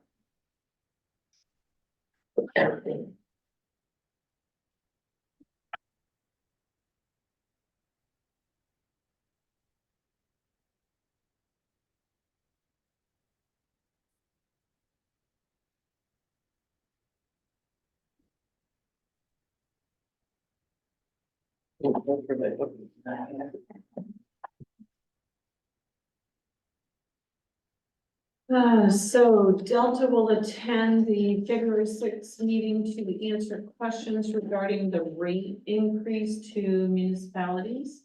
The Comprehensive Plan Committee will attend the February 6th meeting to give a presentation to the board. Oh, good. The Roads Committee will be meeting this month to begin work on giving recommendations to the board. The annual audit is scheduled to begin the week of January 22. Office staff have been busy preparing for the audit, launch of Trio Web, the spring newsletter, and budget and town meeting. CSX will be doing some road work in late spring, early summer with roads closed 1 to 5 days on the Bartlett Road, Depot Road, and Augusta Road, Route 2. And that's what Dave gave me, and I did ask, thought I stuck something in here. ICX, if they knew what they were doing, but he said that he did not know that yet. I Augusta guess, Road Route 2. my guess that we will be doing, is either replacing ties in the crossing, or they will be replacing the panel in the crossing. They really don't give me the scope of work, what they will be doing. They just wanted me to reach out to everyone that will be involved in the closure. Hopefully, Yeah, when the time comes, they will give me a little more information of what kind of work they will be doing to the tracks. And the Route 2 is what, 27. I know, he gave that to me. Yeah. Because Barbara asked the same thing, but it says Route 2 on it. I think he forgot a 7, Yeah. because it is pretty bumpy there on 27 when you go. It over is the really tracks. bumpy. It is very bumpy. Yeah. So once I have more information, I'll. Okay. Out to you. We have updated tax maps. We didn't get the digital or the PDFs that we can upload yet, so I see those came in right before I left, so I'll get those uploaded tomorrow to our website, but we have the hard copies here. Parks and Recreation Director Dan Glashing, Jamie Dion, and myself will be meeting this month with RSU 18 Superintendent Carl Gartley to discuss the trees in the Kenneth Workman Field and bring back information for the board's consideration at a future meeting. We did meet with Carl, what's today, Tuesday, yesterday. And, he did agree to split the cost with the town. So we'll get something in writing, and he said once we have whatever work needs to be done to send an invoice to him. So I thought that was good, and we also, That is good. we discussed putting, planting new trees as well in their place. He also said that he's been told we own the 2 fields to the left. And of course, we're of the understanding that the school owns those. Anybody here know? 2 fields to the left of where? Well, if you're looking at the Kenneth Workman Field, So to the south, towards the school. Yes, the side, To the side. As yes, far as I know, we only own where those trees are. right, but he contends that we own beyond. So we should probably have. So he's checking their records. I said, well, you must have records like we do. I pulled, the deeds to read to see if there was anything there, but there wasn't. But he's gonna check on his end. So once I have something, either way, I'll share that. I attended a work session with the planning board and KVCOG to continue work on the LD 2003 mandates. Of course, that's the increased housing. Also attended the comprehensive plan committee meeting, January 10. We reviewed transportation and housing chapters. I will be attending health officer continuing education this spring. The class scheduled for January 10 was canceled due to inclement weather.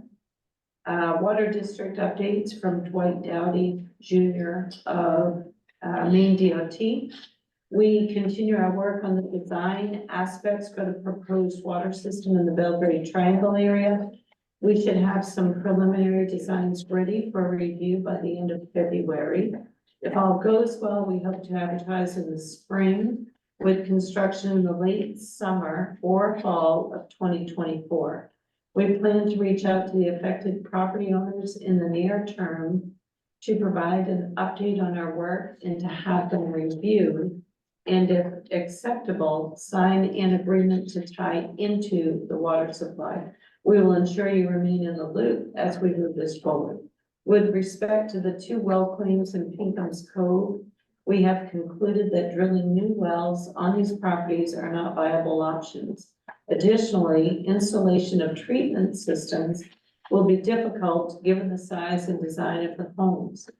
In light of this, we have contacted an abutting property owner for permission to evaluate the possibility of installing a shallow dug well to service the 2 affected properties on the adjacent property.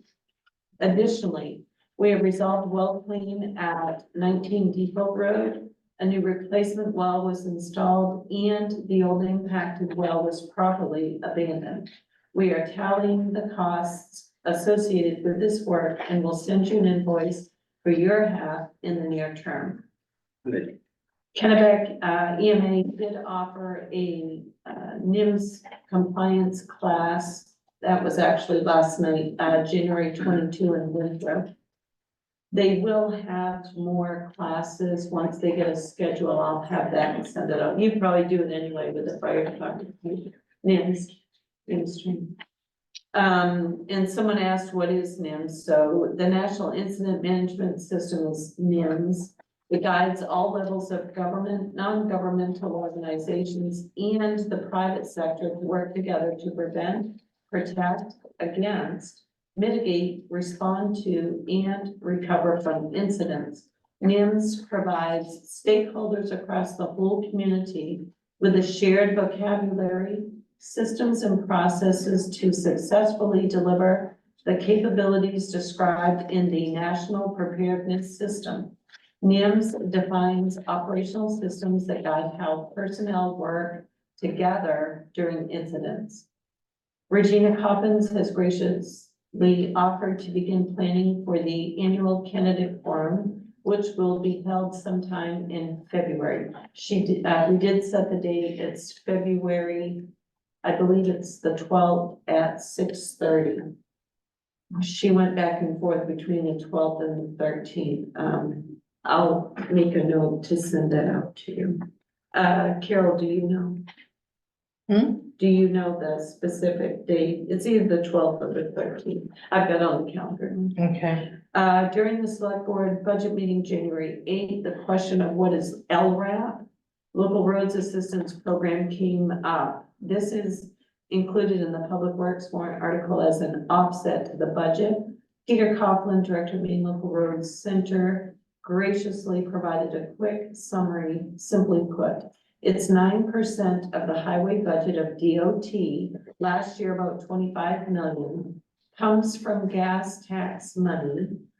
It is apportioned to every Maine town, city, Indian reservation, and is based solely on each town's inventory of local road mileage and state aid minor collector roads. For Belgrade last year, $53,920. It's for capital improvements to local roads and is not maintenance or plowing money. I spoke with David Allen of the Maine Department of Transportation about permanent signs at the Center for All Seasons and sent a sample for his review. I am awaiting word back from him on their decision of this request. And actually what I found out, because I went back and started watching videos of your meetings and reading through minutes, is that that was discussed prior to me coming to work for Belgrade. And so Mary had a bunch of emails and discussion with the state. Apparently it was approved, but then there were some signs used, I want to say maybe at Village Green and, or it could have been Center for All Seasons. They were left out overnight by the road. And someone associated with this project and approving and overseeing at the state level saw that and got really upset. So then they said, no, you can't. You can't do signs now because you don't know how to take care of them. So David Allen, I think if we can come up with a policy for how the signs should be used, unfolding, making sure they're folded back in within an hour of an event, or, you know, that sort of, I think if we put some procedures in place that I might be able to get him to approve, we'll see. The Comprehensive Plan Committee will meet again this month, January 31 at 5:30 p.m. We'll be setting a date to meet with the property owner for the potential new fire station. I've included another copy of the purchase and sale agreement for your review. If there are any changes, please contact myself, Fire Chief Dan McKenzie, or Building Committee Chair Bruce Galush. And I didn't include it in the online version of the packet because some of that information had not been made public yet. So on the advice of legal counsel, until it's signed, then we can't put it up there. Oh, we shouldn't. I know With the where there's two athletic fields for the new fire station. I know, right? Seriously, if we owned that. Right? Excuse me. With the presidential primary coming up on March 5, we would like the board to consider expanding voting hours from 8 to 8 to 7 to 8. We feel this would help even out large crowds and provide an opportunity for folks to vote before they make it to work for the day. Mary's concerned about the large numbers and thought that even adding an extra hour earlier in the morning would help mitigate some of that, so. If the board would like to change that or say that's okay. Does anyone have a problem with moving it earlier? No. I move that we have voting on the primary of March 5th from 7 a.m. to 8 p.m. I second that. All in favor, Barbara? Yes. Dan? Yes. Peter? Yes. Melanie? Yes. I say yes, that's fine. Okay. That was it. Did they, give up on the ice rink for this year or? No, I haven't heard anything. no, they've actually looked at the space out back here. Corey was not sure it was large enough and there's quite a slope. So he was gonna get a tape measure and come out and measure. Over there. He was I would- looking more back here and I told him over there, but there's no Over here. lights over there. Over here, big kids sliding down the hill. That's right, that was a concern as It's well. over there. Yeah, What about lights, Dan?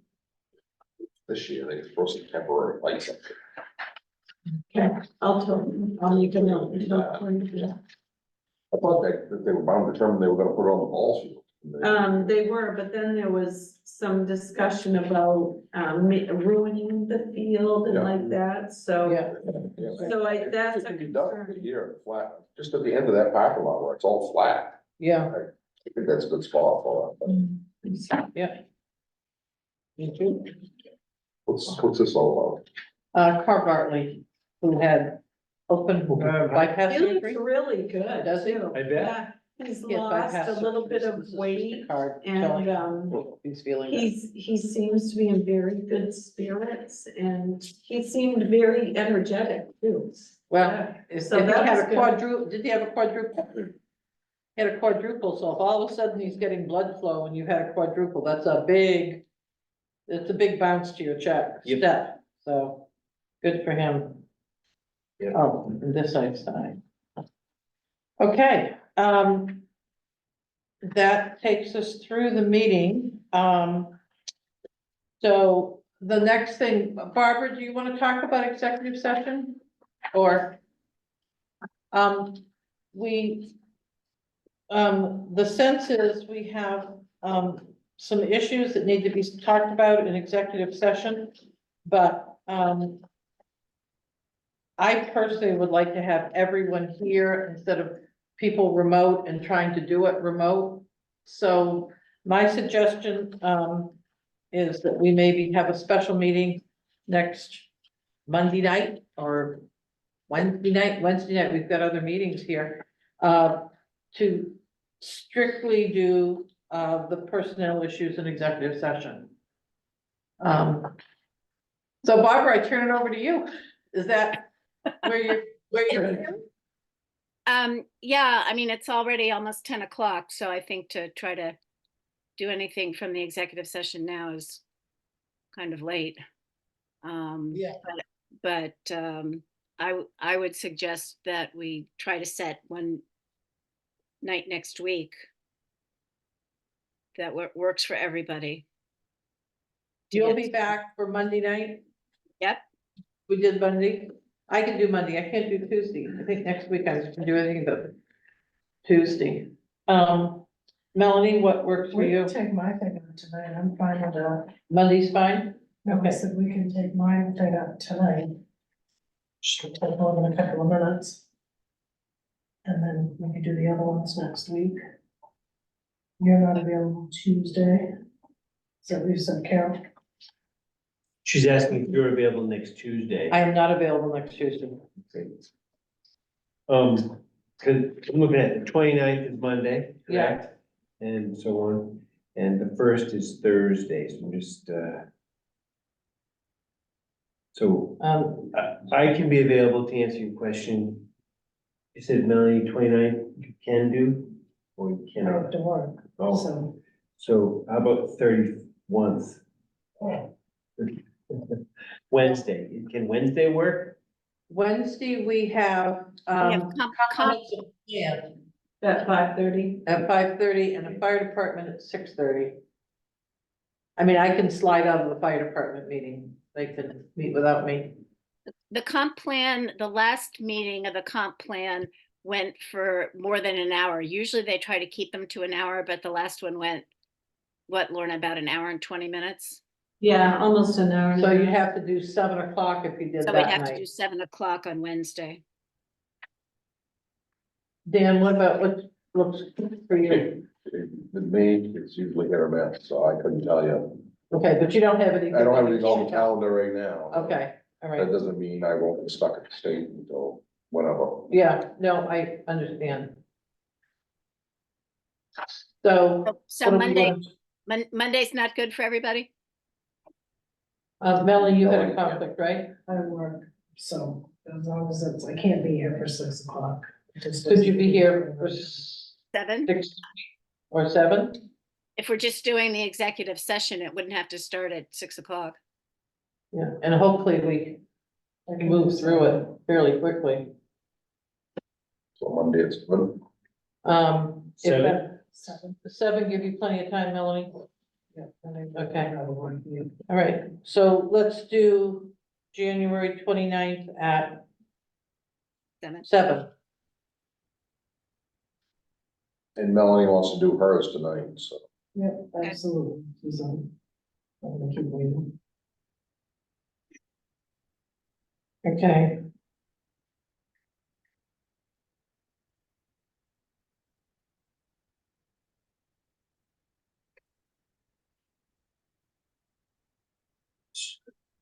So Carol, so if we were gonna do executive session tonight, is that, are we okay with that? I mean, that you had Yeah, I expressed. mean, I prefer to have everyone here, but I'm just one vote, so, Well, if it. Yeah. Yeah. If it concerns Melanie, she can really pick the night she wants, if she. yeah. Okay, so, so if we're doing it tonight, then I should move that we exit the regular meeting at 9:54 to go into executive session. This can be just, I'm sorry, this should be just the board. okay? Right, meaning Mr. Bush. Saying, All right, bye, Bruce. Bye, Bruce. Good night, everybody. Yeah.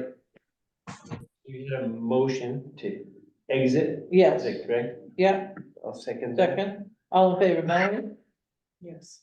Peter, Yes, Dan, Yes, Barbara, myself. Okay, and then I move that we go into executive This needs to session. be just the board. Just the board, not Just the the board? town manager. Just the board.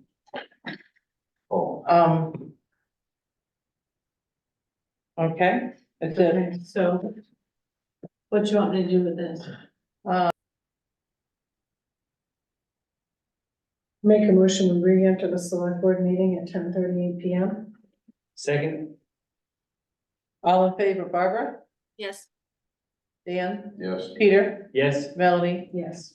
I vote yes, so that's 5. And, for the notes, there was no action taken during executive session. Yes. I move we adjourn at 10:39. second, All in favor, Barbara, Yes. Dan, Yes. Melanie, Yes. Peter, yes. Carol. Okay. We are adjourned. All right, thank you, have a good night. And so we agreed on Monday night at 7. Okay,